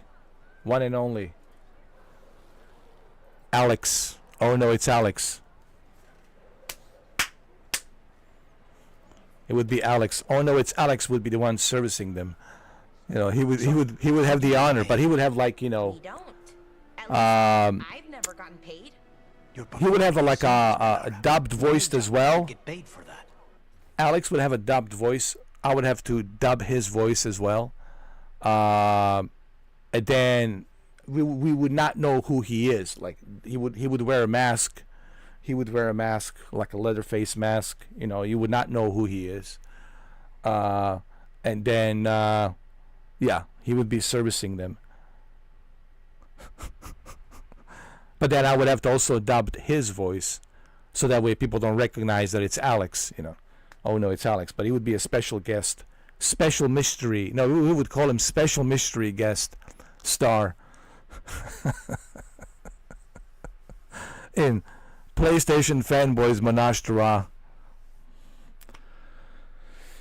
Oh man, it would be the best-selling video of all time. I mean, we would make billions of dollars on Netflix, Amazon Prime. It would make Avatar look like a joke in terms of money. It would make even Titanic look like a joke. It would make even Grand Theft Auto 6 look like a joke in terms of the kind of sales and numbers of money that we would like make. We would be like billionaires. We would have to split it, obviously, you know, between me and Alex and MGB and Dreamcast guy and Reforger. We would all have to split it, but we would all be millionaires. We would be like, we wouldn't even have to do YouTube anymore. We would just like take that money and just invest that money somewhere else, and you know, and we're set for life. Well, yeah, with that kind of money, we could make it. Well, first of all, the studios would offer us, especially on a Steam. You know, they have these adult developers on Steam. Steam has a lot of adult games, and they have these adult developers. I'm sure some of these adult developers will say, listen, with this AI technology and everything, if you guys want to do it, you know, we'll be more than happy to, you know, to help you guys. And if you guys want to do this, we'll be more than happy. Oh, yo, the Tommy Lee and Pamela, no, it would be, that's already nothing. That's nothing, man. That's nothing. Trust me.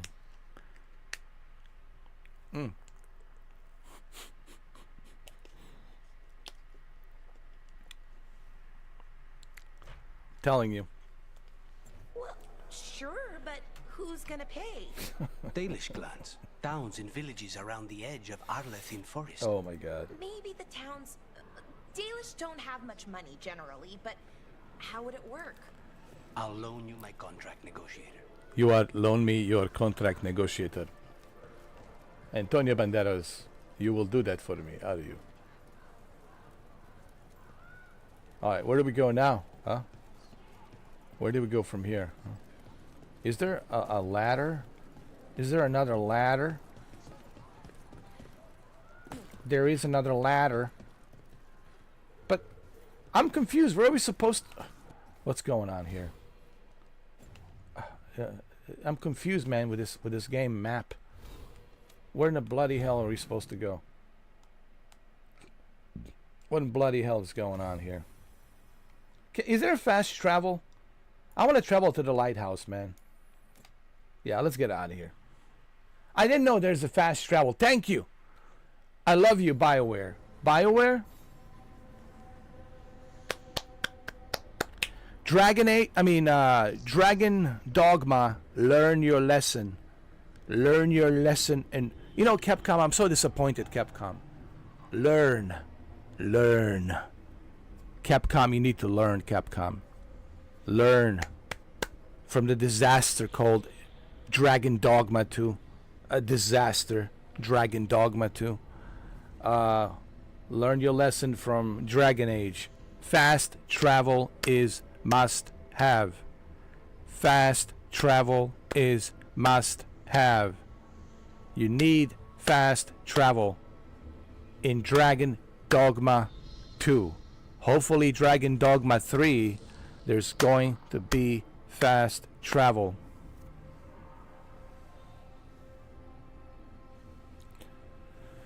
Yes, Assassin's Creed Shadows. I was talking to my friend Cammy, and it's almost like The Last Samurai. It has the same story of The Last Samurai. You'll learn more about Yusake and what he's been through as a slave, and then how he became the samurai as you know, being, you know, a black guy and a slave, and then becoming a samurai with it, learning the samurai culture, becoming one of them. And it really has the Last Samurai emotional aspect of it. I was only told a little bit. My friend Kemi didn't want to spoil it for me, obviously, because he doesn't want to spoil the game for me. He wants me to play the game. But yeah, it's a masterpiece, from what I heard. It's a masterpiece.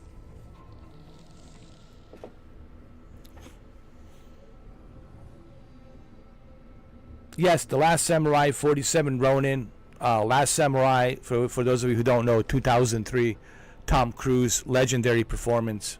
I'm surprised Tom Cruise didn't win an Oscar for that. Like, how is it possible, dude? If Tom Cruise couldn't win an Oscar for The Last Samurai, mark my words, he will never win an Oscar.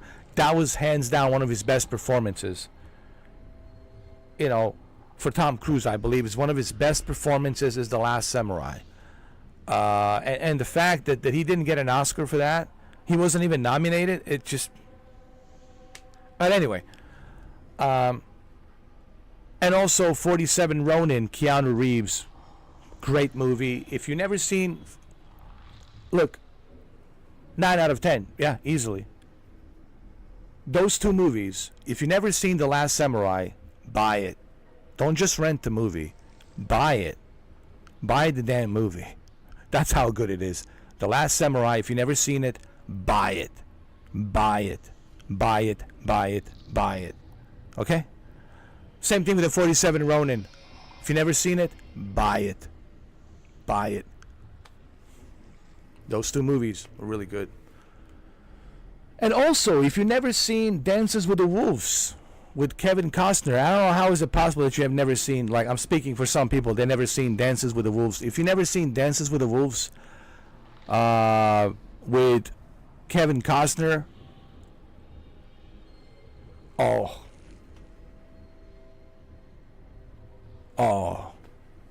you have to see it. You have to buy it. You have to watch it. It is a long movie, but you have to buy it. You have to watch it. Those are all classics, man. They're classics.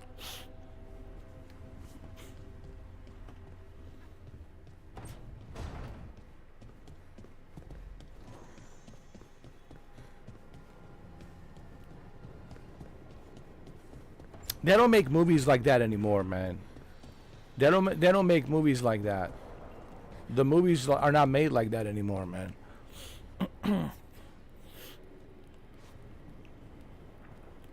Sadly, they don't make movies in that kind of a caliber. Now they make all these superhero movies, which is so annoying.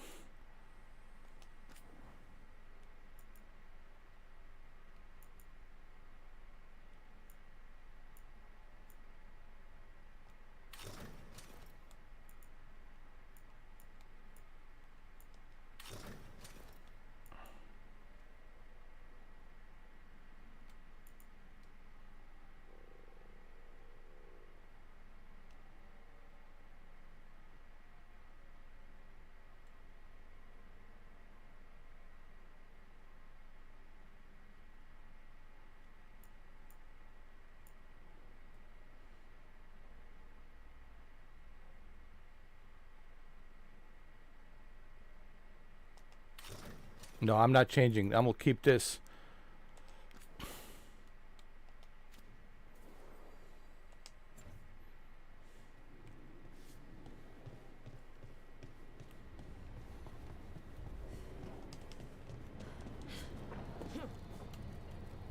Yeah.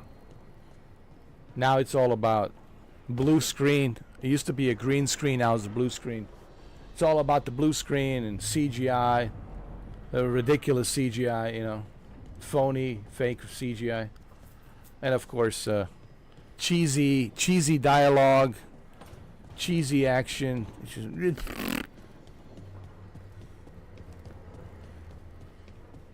Oh, Waterworld was great, man. That was an expensive movie, by the way, for Universal. That was not a cheap movie. That's a great movie, by the way. Very underrated. Also, Johnny Mnemonic. I watched it the other day. It was a great movie, dude. Johnny Mnemonic. Keanu Reeves and Dolph Lundgren. If you've never seen Johnny Mnemonic, yo, I mean, you can handle this. Trust yourself. You guys are missing out, man. Johnny Mnemonic. Actually, you can watch it on a PlayStation Core movies. There's an application on your PlayStation. It's called the PlayStation Core. It comes with the PlayStation Plus. It's called the PlayStation Core, and they have The Sixth Day, a great movie by Arnold Schwarzenegger. The Sixth Day. And they also have Johnny Mnemonic.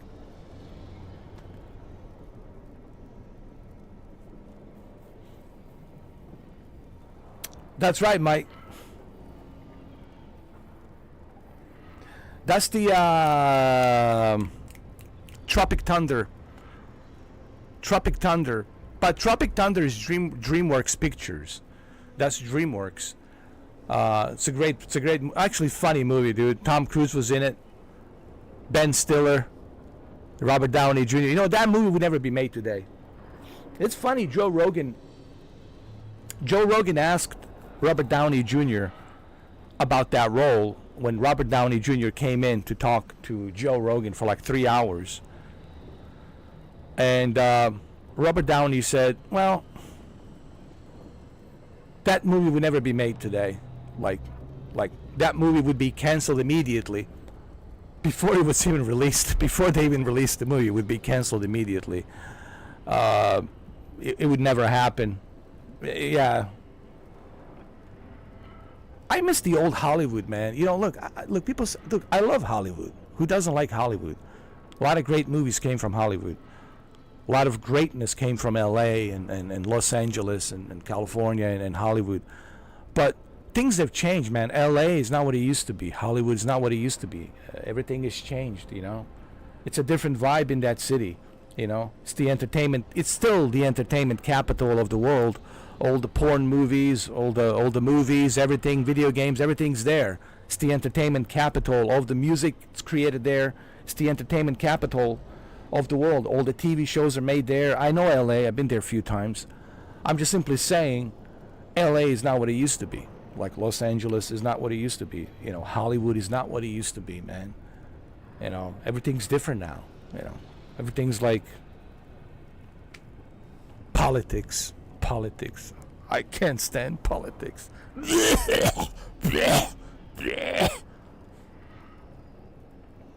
Politics.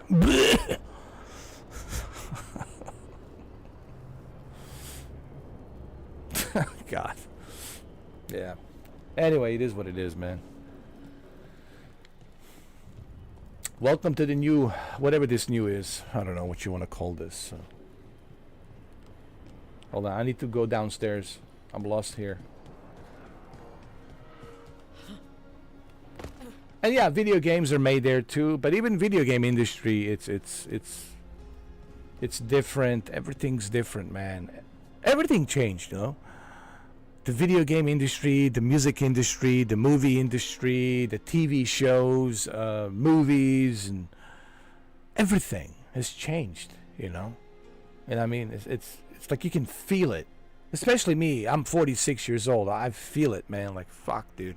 It's a drastic difference, you know, than what it used to be. I know what it used to be and how good it used to be, man. And a lot of people my generation, they feel nostalgic, like me and Jose and others. like we feel nostalgic because we're like, man, we missed those old days, bro. We missed 48 Hours with Nick Nolte and Eddie Murphy and them trashing each other. Fucking A, that's what I want to see. You know? Or another 48 Hours with Nick Nolte and Eddie Murphy. Remember the comedy special Eddie Murphy Row? Remember Richard Pryor? Fuck yeah, dude. Richard Pryor, George Carlin. George Carlin. You're all diseased. You know? Back in town. You know? Everything's now is just like filtered, polished, filtered, polished. You know, it's just different, man. It's just different vibe. Yeah, Delirious. I remember Delirious, yeah. Delirious, Carlin. Oh, Carlin was great.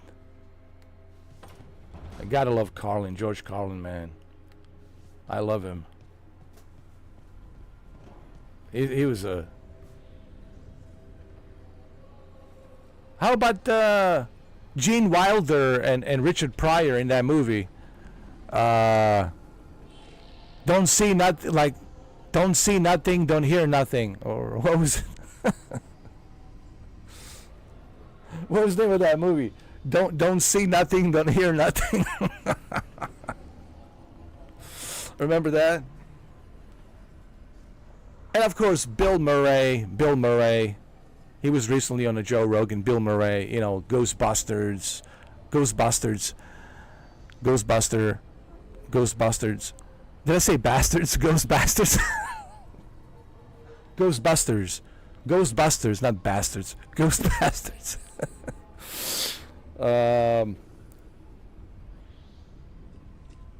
You know, those were the days, man. Like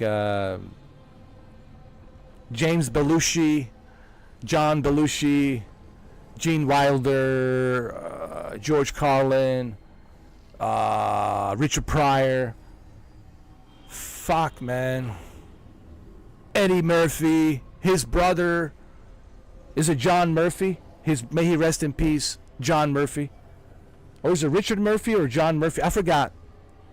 I know Eddie Murphy had a brother, and didn't he pass away? Was it Richard Murphy or John Murphy or something like that?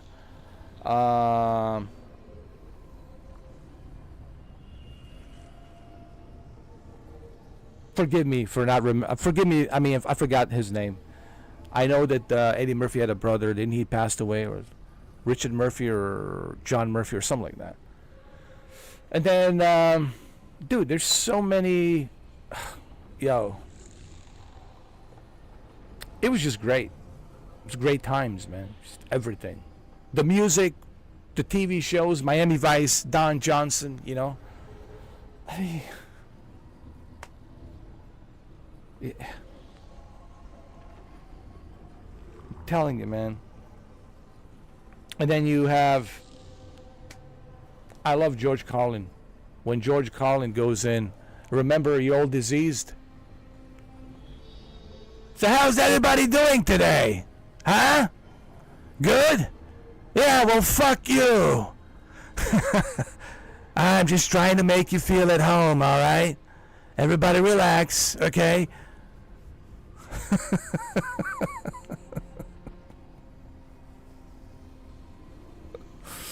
And he talks about, remember, he talks about those guys, you know, like with a visual aid. I was like, are we getting tired of these guys? And constantly they have to use the hand signals to tell you about the phone call they had. So I called her up. So she hung up on me. So I hung up on her. I was like, hey, Bruno, incoming call. This one's for you. You know, those were like the classic shit, man. Like there's so much genius of comedy, man. Genius of everything back then, you know.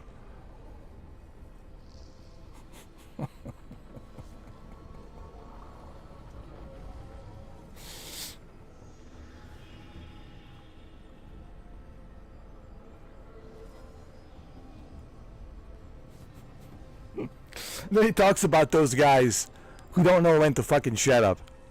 Have you ever had one of those guys and they just keep on going and going like a verbal fucking diarrhea and it doesn't know when to fucking shut up? Have you had one of those guys? Don't you just want to tell them to blow it out of their ass and shut the fuck up? But you can't do that. You gotta be nice. But here's what I do. I usually say this. Reverend, I would like to stay here and talk to you and listen to you, but I'm bleeding from my ears, okay? I need surgery on my ears. I have to go.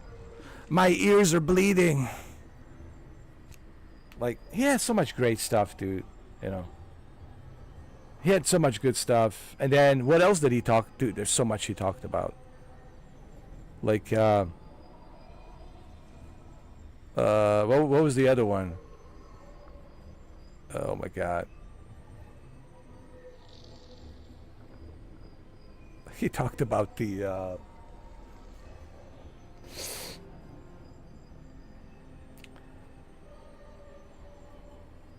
like self-help books.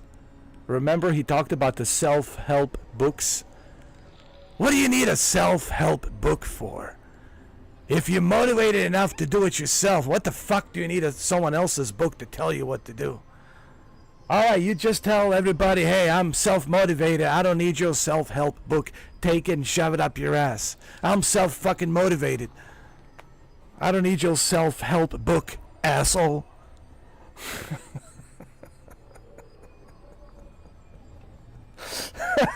He was right about everything. He was a modern prophet. Listen, George Carlin was the modern prophet, man. He called it out, bro.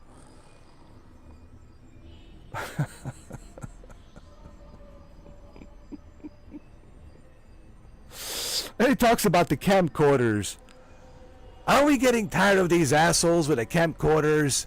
It's always the 4 ugly kids and a big wife overweighted. And then it's like there's a camera, and it's always he can only touch the camera. No one else can touch it. So his 4 ugly kids and an overweighted wife. Nobody else can touch it. So it's just him, you know. And he's just like holding big fucking deal. Press the record button, zoom in a little bit. Big fucking deal. Like, don't these motherfuckers look at things and maybe try to remember? Remember, like, what you did 5 minutes ago, motherfucker? Or what you did an hour ago, and it's a 1 hour photo. What the fuck do you need a 1 hour Photoshop? Can't you just fucking remember what the fuck you did an hour ago? Is everybody having an Alzheimer's? Oh yeah, fat Americans. Red, white, and blue. Fuck, it was a red, white, and blue bowl of cheese.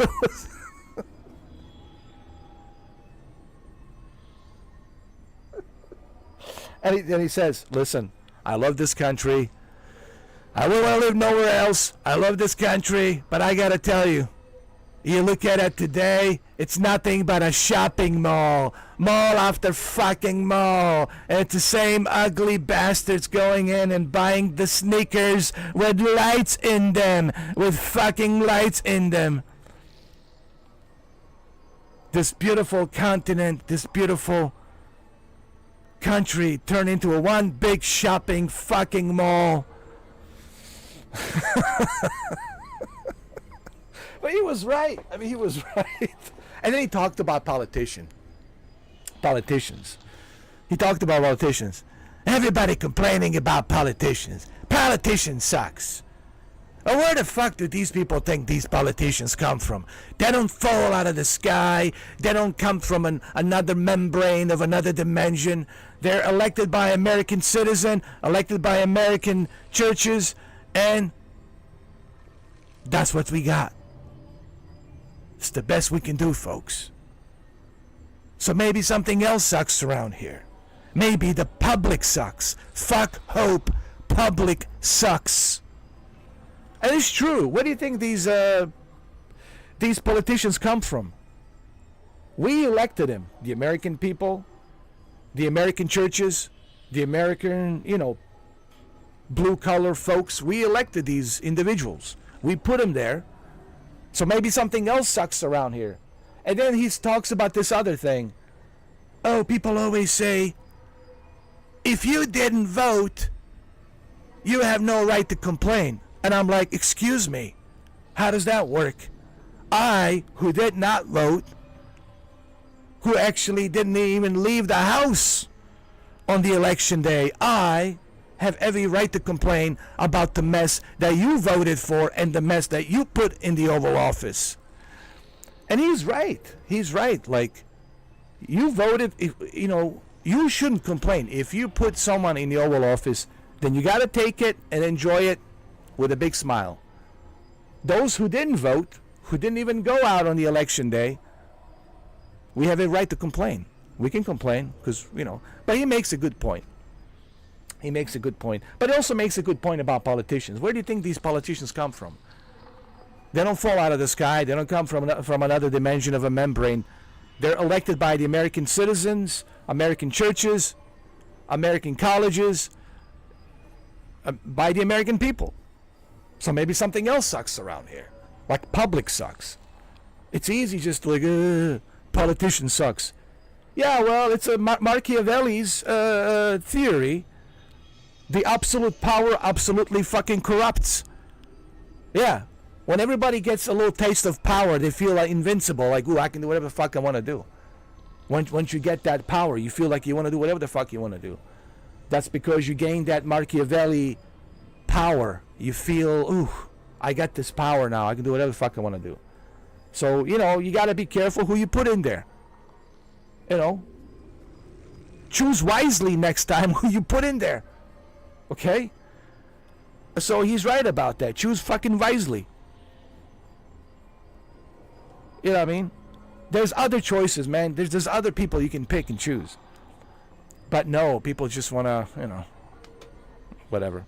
But he was right. He called it out, man. He called out everything, He talked about the divide between the rich, powerfuls, and the poor. It says in this country, there is no middle class. There's the owners, which are the rich and the powerful and the elite. You got the fucking owners and you got the poor fucking folks. So you got the owners and the poor fucking folks. Living paycheck to paycheck, whatever the fuck money they make, barely pays anything. They need to work 2 jobs, 3 jobs just to make it work. And he called all of this out, man. He called it out. He predicted it. He predicted everything. He was a modern prophet. George Carlin was a modern prophet. He talked about the owners. The owners who run this country. He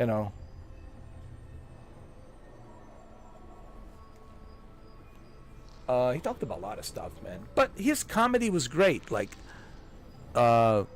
yes, he kind of moved into more of a complaint department in his later days because he was kind of bitter and tired of it all. But in his early days, man, you remember those words you're not supposed to say? Those, how many? 7 dirty words? 7 dirty words you're not supposed to say? And then all that other stuff that he did in his early days in the 80s, 70s, 90s. I remember in the early 90s when he was in New Jersey, when he was doing that New Jersey special. And then, of course, Beacon Theater in New York. Beacon Theater, New York. He's done a lot of specials at the Beacon Theater with HBO. He's done a lot of special shows at the Beacon Theater in New York. He was great, man. I mean, and he was right. Yes, he had a great comedy. But if you look at his comedy and you watch it today, you say, holy shit, this was a modern prophet. This was genuinely a modern prophet. He called it out. He called it out. He told you exactly what's coming. I mean, back then we were laughing because we just thought it was funny. He's exaggerating. He's exaggerating by the way he says it. It's funny, so we didn't think much of it. But that's because we couldn't see the future. But now, if you fast forward now, 30 years later, and you're like, fuck, man. Nobody's laughing now. You look at those specials as a documentary, like a prophet documentary, like it's like a prophecy documentary. It's not even a comedy. It's a prophecy documentary, because he called it out, dude. He called it out. Everything that's happening today, everything you going through today in this world and in this country, he called it out, man. He called it out big time, and he was right. He was right about every single thing that he talked about. Everything. Yeah, he was more than a comedian, dude. He was very smart. He was very intelligent. His IQ level, man, was really high. He was very... Now, he did have some problem with cocaine. He was a big cocaine abuser, with drugs. I think that was one of the issues. Even he admitted that was the problem for him. He was a bad boy. He even said, "I was a bad boy." He dropped out of the Air Force. They kicked him out of the Air Force. Many other jobs too. He was fired quite a lot because he said, "I just couldn't fit in, and I didn't feel like I fit in, and I needed to do something where I felt like I fit in." And what made him feel comfortable to fit in was the stand-up comedy. He felt at home doing comedy. He felt like, hey, this is me. This is where I belong. This is my place. This is my career. So this is why the comedy was for Carlin was. Man, I would love to do an interview with George Carlin's daughter. It would be such an honor just to talk to her.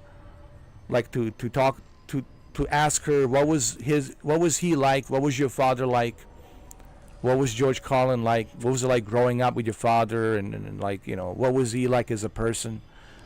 Behind the scenes, not just like what we know him from, Bill and Ted's Adventures and the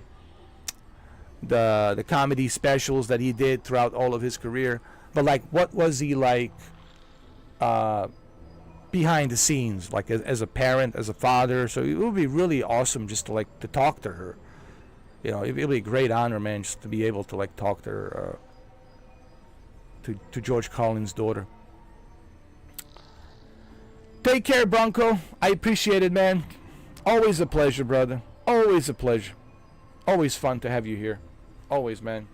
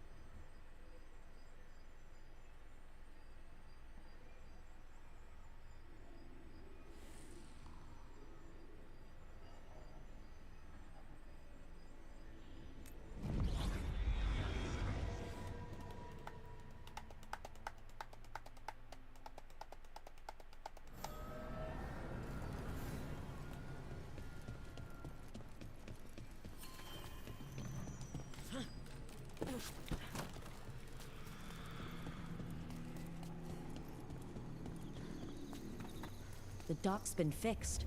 The caretaker must be regaining control of the crossroads.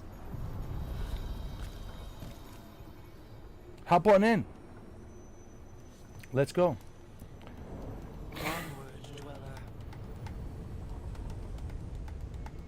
I know Mamba, right? That scent. I can't place it. Coffee. Like Hilario and I smelled in the kitchen where we grew up, but that cannot be right. Could be magic from the ancient elves. I see those other comedians. They're okay, but none of them. Bill Burr, I like Bill Burr. He has a little bit of that George Carlin in him. So I would say, if people ask me who would be like a comedian right now that I would pick, that would be like something close to. Again, can't fill in the shoes for the great Carlin. It's impossible, and even Bill Burr knows that. But I would say my comedian right now that I would pick and choose, it's Bill Burr, honestly. Out of all of them right now, if I have to pick out of all of them, I would say Bill Burr, for sure. I hope you guys know who Bill Burr is. So I would definitely pick Bill Burr. But of course, no one's going to replace the shoes of. No one's going to fill in those shoes of George Carlin. It's not possible. You know, it's impossible. George Carlin was legendary. You know, he was a legend. Same thing with Richard Pryor, legend. You know.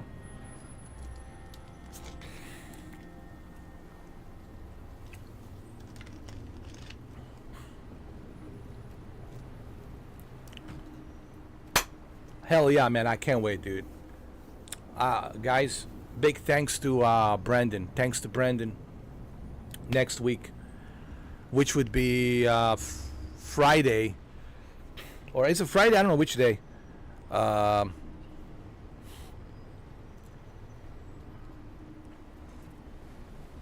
gotta look at my calendar.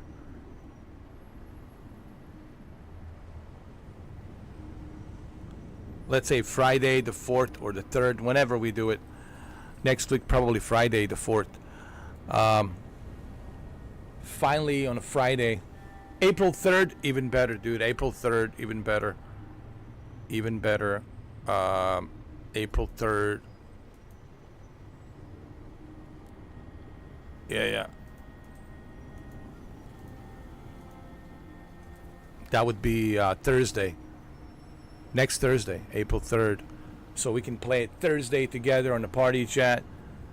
And Friday and Saturday and Sunday. And we can play it and we can, you know.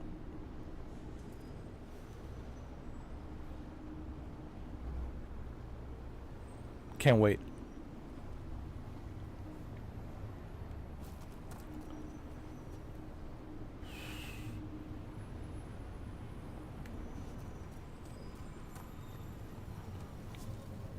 Thanks to Brandon, he will make it happen. You know, like, and that's what we try and do on this channel, man. Like I was telling Brandon, man, I want all of us to have a good time.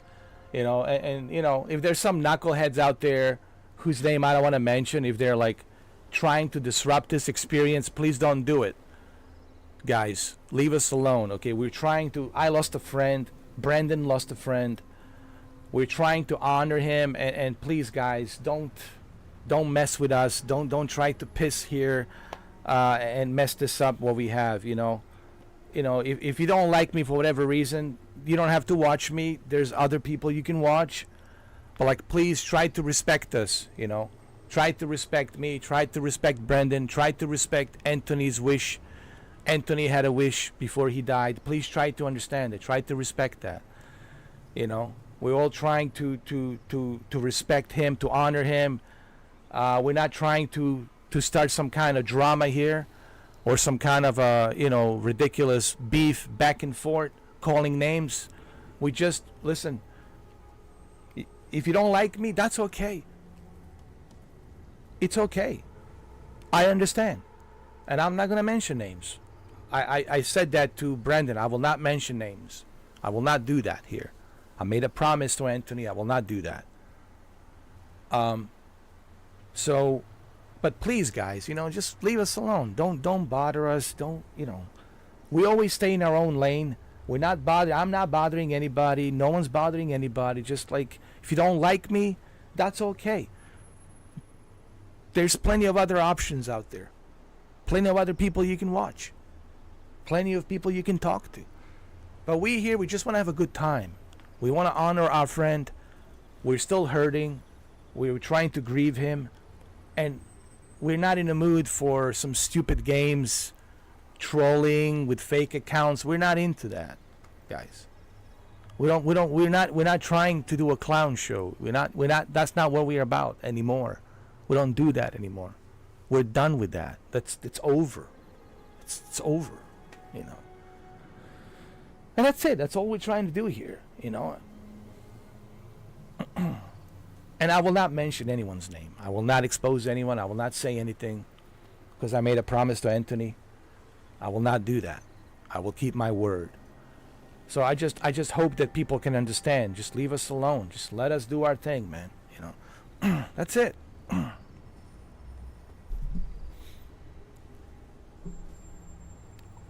Thank you, Brandon. Thank you, Mamba.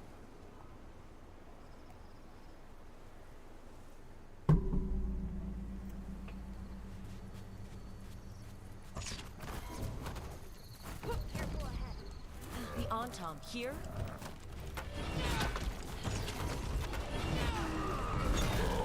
Because don't forget, guys, these are my veterans.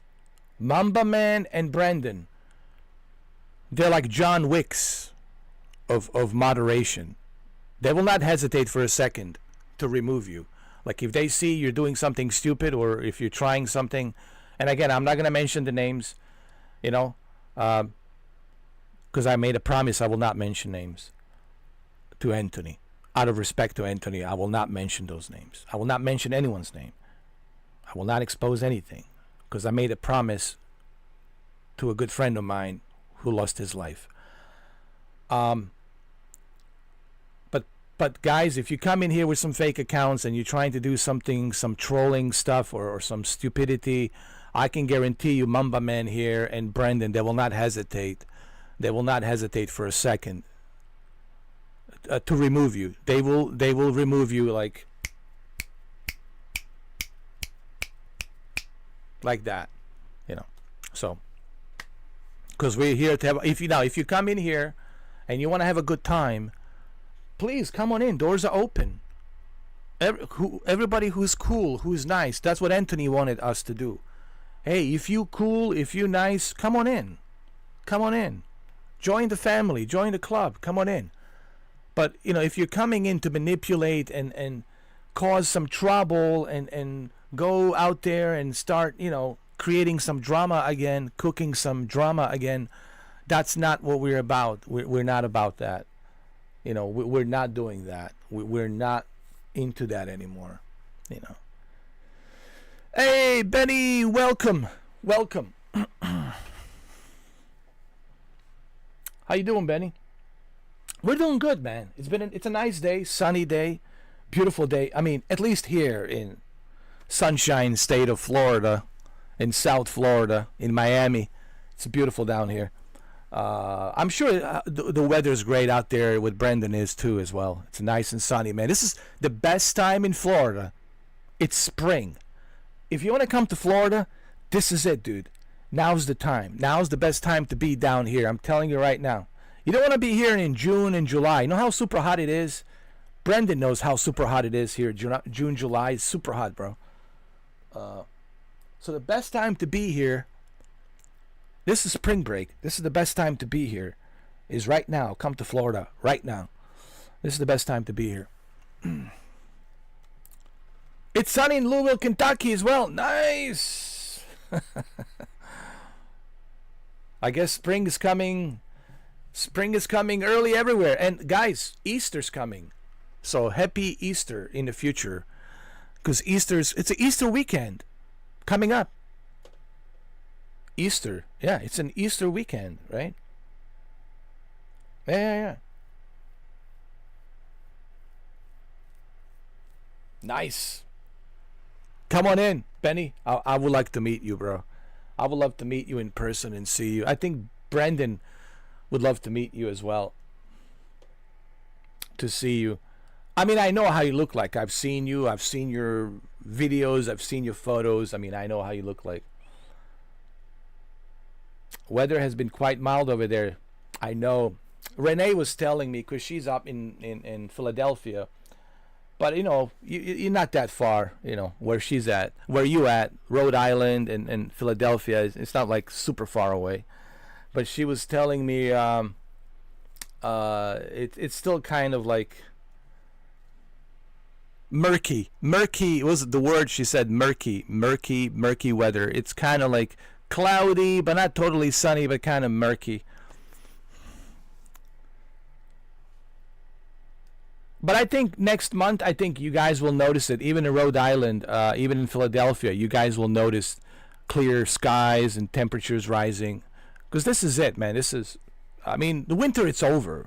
Let's just be honest. Winter officially, it's over, dude. Yeah, it's done. Finito. Caput, finito. Winter is finito, finito. Eh, it's over.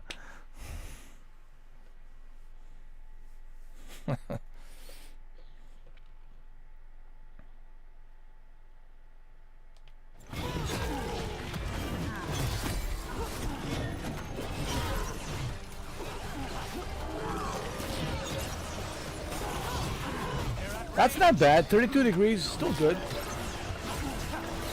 Better than minus.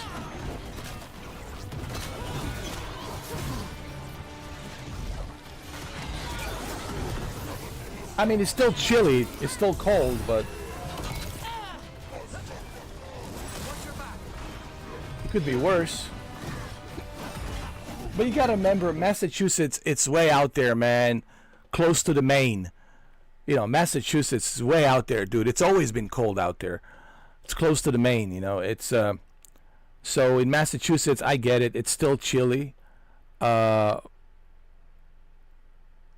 I'm pretty sure next month, like by the end of April, I'm sure even in Boston, you'll see like a 60 degrees throughout the day and then 50 degrees, maybe 40 degrees during the night. But the temperatures will start to pick up. I'm pretty sure. But I understand Boston always been like, that's the one thing about Boston. Boston is a beautiful city. But my biggest problem with Boston and Massachusetts is the winter, dude.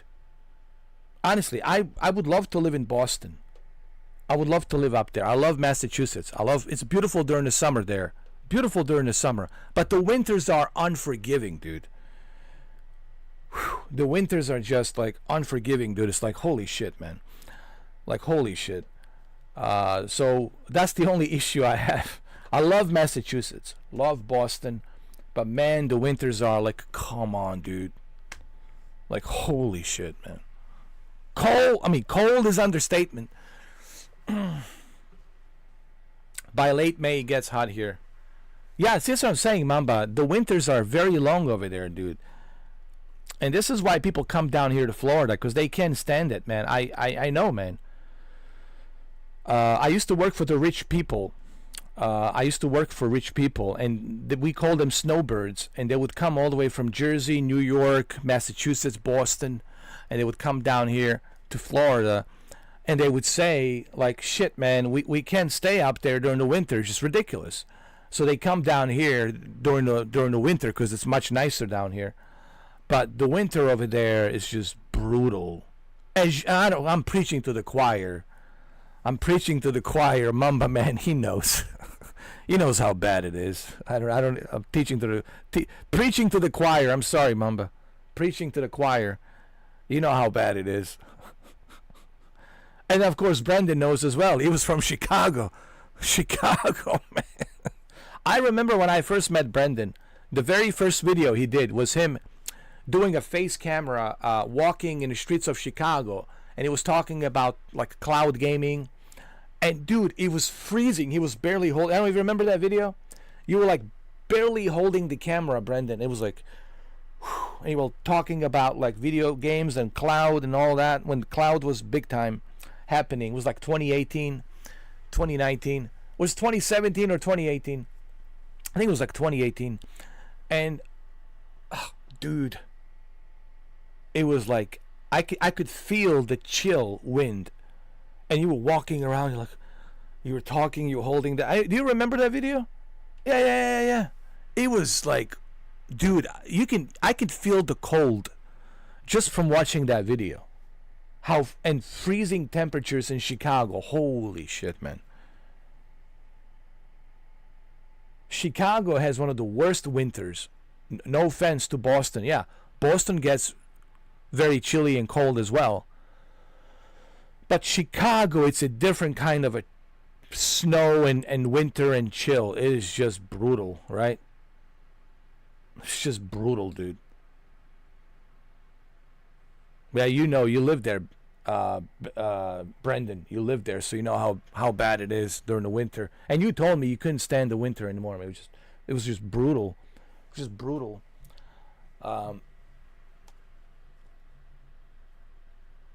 Louisville, Kentucky is very beautiful in the fall, but Louisville is very busy with tourists in May because in Kentucky, the Kentucky Derby, that's right. They do have a Kentucky Derby. But I think it's beautiful there during the summer. Like people go hiking, they go out in nature. There's a lot of stuff to do. It's some beautiful parts in Kentucky. Just don't go to Waverly Hills. Just don't go to Waverly Hills, all right? Just don't go to Waverly Hills. And I shouldn't be laughing because it's not a laughing matter, you know. Yeah, but don't go to Waverly Hills. And the reason I say it's not a laughing matter because of the history of that place and what has happened in that place, especially during a pandemic of they had a pandemic that happened, tuberculosis. Back then they didn't have, in 1930s they didn't have the cure for tuberculosis, and a lot of people died from tuberculosis out there. In Louisville, Kentucky, and Waverly Hills, Kentucky. Especially in that Waverly Hills hospital. A lot of stuff happened in that hospital. So lot of sad things happened there, man. Sad stories, and that's why I say it's not a laughing matter. That's why it's best to do is just let the spirits be at peace over there, because people want to go there. I wish that people would just leave that place alone and don't mess with it, man. Leave the spirits alone. Pay your respects. Leave the spirits alone. Pay your respects. Because if you know the history of that place, if you read about it, if you Google it, if you research it, you'll find out exactly what happened in 1930s over there. I did. I went there on a flight simulator. I've seen it. Yeah. Oh, you may visit Arizona. Oh, you gotta see the Grand Canyon. Mamba. Yo.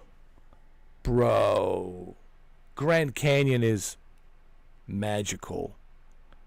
Just don't get too close to it. I don't want you to fall. Jesus Christ. You might get nauseous, man. You're gonna feel the butterfly effects when you see it. Yo, when you see Grand Canyon, I swear you're gonna think you're on the Mars. You're on a different planet. You're gonna say, shit, I'm on a different planet. Especially when the sunset is coming down. Clear skies. You're like, am I on Mars? Am I on a different planet? Yo. You gotta see the Grand Canyon. Fucking A, man. I'm sorry, but sorry for the cussing, but you gotta see the Grand Canyon. Like, holy shit. Oh my, you gotta forget the movies, forget the YouTube videos. I don't care. You gotta see it with your own two eyes in person. You gotta see it with your own two eyes. When you see it with your own two, oh. You was there in the 90s, right? It's mesmerizing. It is just beautiful, man. Just beautiful. It's like an experience you never forget. Like, wow. Like you say, wow. Wow. Look at that. Like, it's like amazing, man. When you travel the United States, you realize how beautiful this country is, man. If you stay in one state, then you just don't know. Like, I know a lot of Americans who never left Florida. I was like, dude, you never left Florida? Then you don't know the United States. You don't know your country. You don't know your country. You got to go travel, man. If you can, you got to see other states, man. Then you'll understand. Wow, why this country is so great. Like, you got to travel, man, across these 50 states just to appreciate how beautiful this country is and how big it is and how different it is, man. Different states are different, man. Different cultures in different states, And you notice that when you travel. When you travel across the United States, you notice that, And I think that's what makes this country so beautiful, so unique, because every state's different. Every state is different, and you definitely see that when you travel.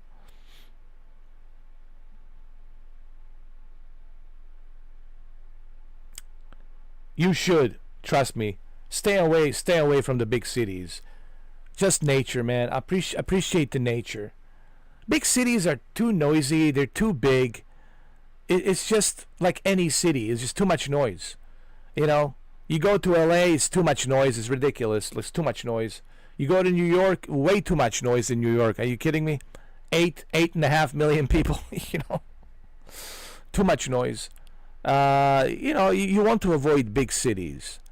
If you want to appreciate the nature of this country and just how beautiful the nature is, from the Midwest to the West to the Pacific Northwest, even parts of Alaska, you know, Hawaii, you know, there's so many places to see and to visit. And soon to be Canada, 51st state. And soon to be Greenland. Soon to be Greenland and Canada. I'm just kidding.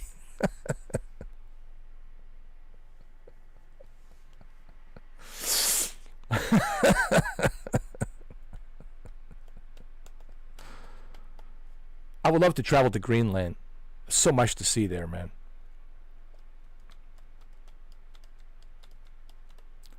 Imagine it, you go to Delta Airliners. Hey Delta, where are we going? Oh, we're going to Greenland. Direct flight from Florida to Greenland. Let's go. It's nice. You go to Greenland, and all these beautiful Greenland chicks, blue eyes, blonde hair, and all these Greenland hot chicks. Here we come, Greenland. The Yankees are coming, damn it. The Yankees are coming right now. Yeah! Woo!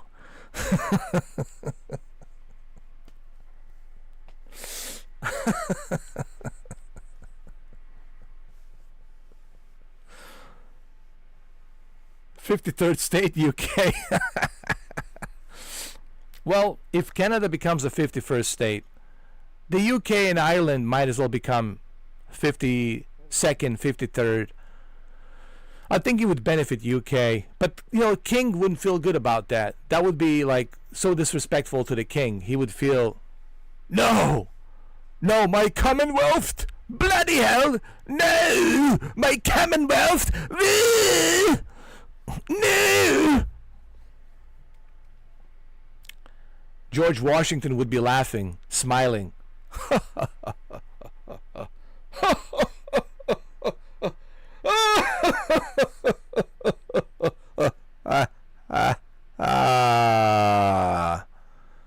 Oh yeah, George Washington would be laughing for sure.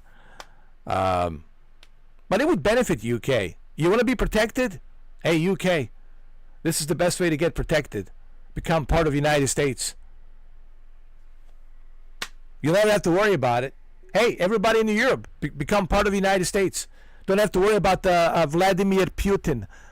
Don't worry about the Xi Jinping and Vladimir Putin. You're good to go. Just join the United States. You're good to go. No one's going to touch you. Nobody will touch you. This is like, it's honestly, it's the best solution. Right? Right? Yeah.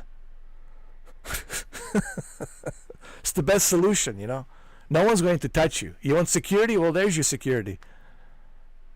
You don't have to worry about it. Just become part of the United States and it's done deal. Done deal. Putin wouldn't dare. Putin wouldn't dare. Xi Jinping wouldn't dare. They wouldn't dare. Become part of, you know, and it's the greatest country on the planet ever.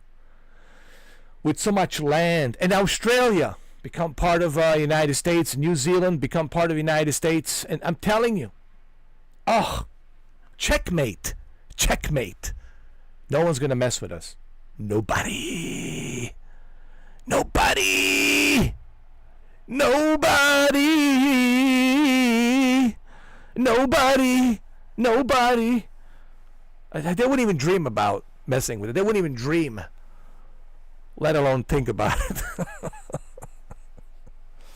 John Wick's coming to Greenland. Well, there you go. Yeah, I want to go to Greenland. I want to see the land of Greenland. I want to see how beautiful it is.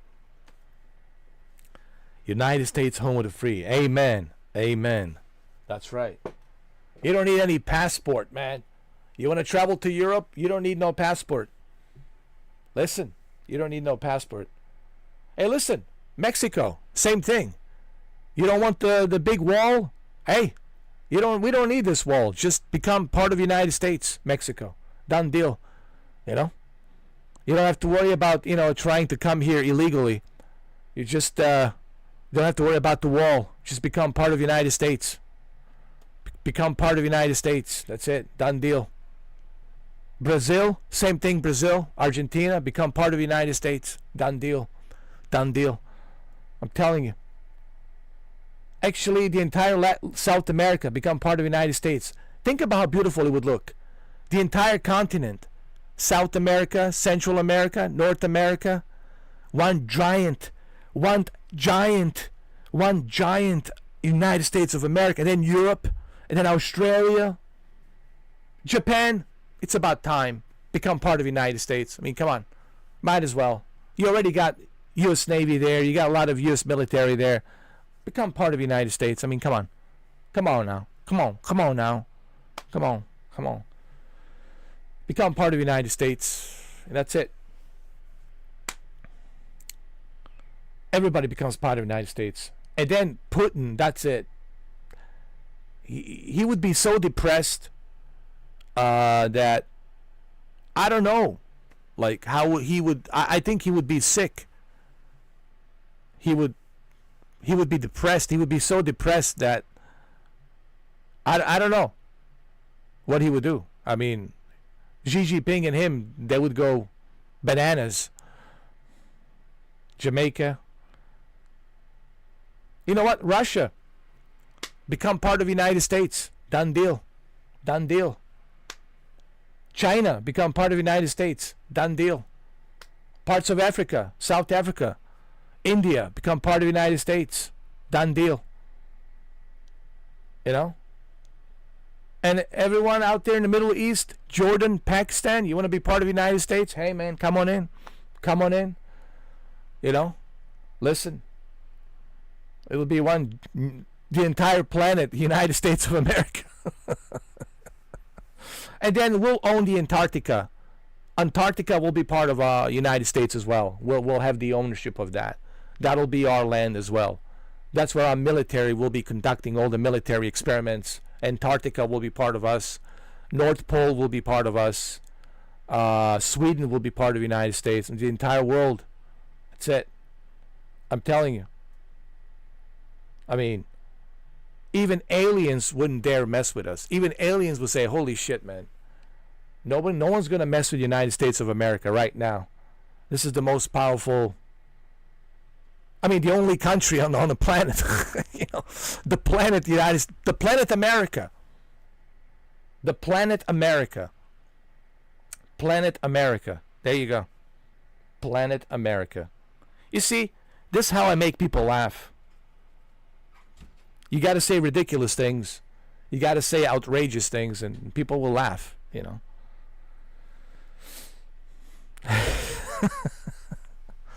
That's how you do it, man. That's how you do it. All right, what time is it? 6 o'clock? Guys, I got to make my dinner. Dinner. I have to make my dinner, and then I'll be back. I'll be back later on, but I got to make my dinner. I need to make my dinner. And after I make my dinner, then I'll be back. I'll be back later on. Well, like 7 o'clock, 7:30, 8 o'clock, around there somewhere. You know. I just realized I have to eat. The man has to eat. Something I gotta eat. I gotta see what I have. Maybe a tuna fish. We'll see. Tuna fish is always good. You know. I like tuna fish. It's pretty good. Yeah. Tuna fish is great. I like tuna fish. Yeah, tuna fish is great. Yeah. All right. Well, okay. I'll be back. All right. It's at 8 o'clock. John Wick's army will be on the guard. Of course, man. No one's going to mess with John Wick army. No one even dares mess with John Wick. I mean, if you're going to mess with John Wick, might as well put yourself in the red circle and find some pencils and books. Just leave the pencil and the book on the table, and John Wick Baba Yaga is coming. Don't worry. What about a steak? Oh, I love steak, but steaks are expensive. But I would love a steak, man. I'm craving for a steak. Oh man, I would love a steak. Steak, man. Nice steak, juicy steak with mashed potatoes. Woo! Oh. You're making me hungry, Benny. I'm already hungry. All right, guys, I'll be back. Like, give me like 7:30, 8 o'clock around there somewhere. I also want to give you guys time to eat as well. Eat your dinner. You know, and then we'll be back later on. Yeah. We'll continue part number 5. This is part number 4. Number 5.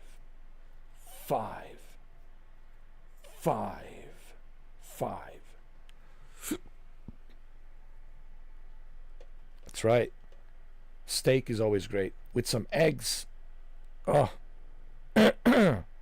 Steak and eggs. Ugh. Oh yeah. Ooh, I'm so hungry right now. Benny, you're making me very hungry. Anyway, I'll be back in about an hour and a half. 8 o'clock, around 8 o'clock, around there somewhere. All right, I'll be back. And if you want, I can do a party chat, guys. We can jump on a party chat, you know, because I wanna hear you guys. You know, instead of reading your chat, I would rather. Hey, Mamba, join the party chat. That, well, Brendan will give you the link. There's a link to a group chat that's created, and you can join it, and then you can go in there. He'll show you. Yeah, he'll show you which party chat. He'll show you. He'll give you the link. And then I'll see you guys at 8 o'clock. Yeah. Because I mean, I'm getting tired of reading. I mean, don't get me wrong. I don't mind reading, but I would prefer to hear you guys instead of just, you know, reading. You know.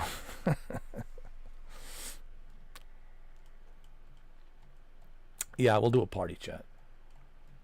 All right. I'll see you guys at 8 o'clock. I'll be back.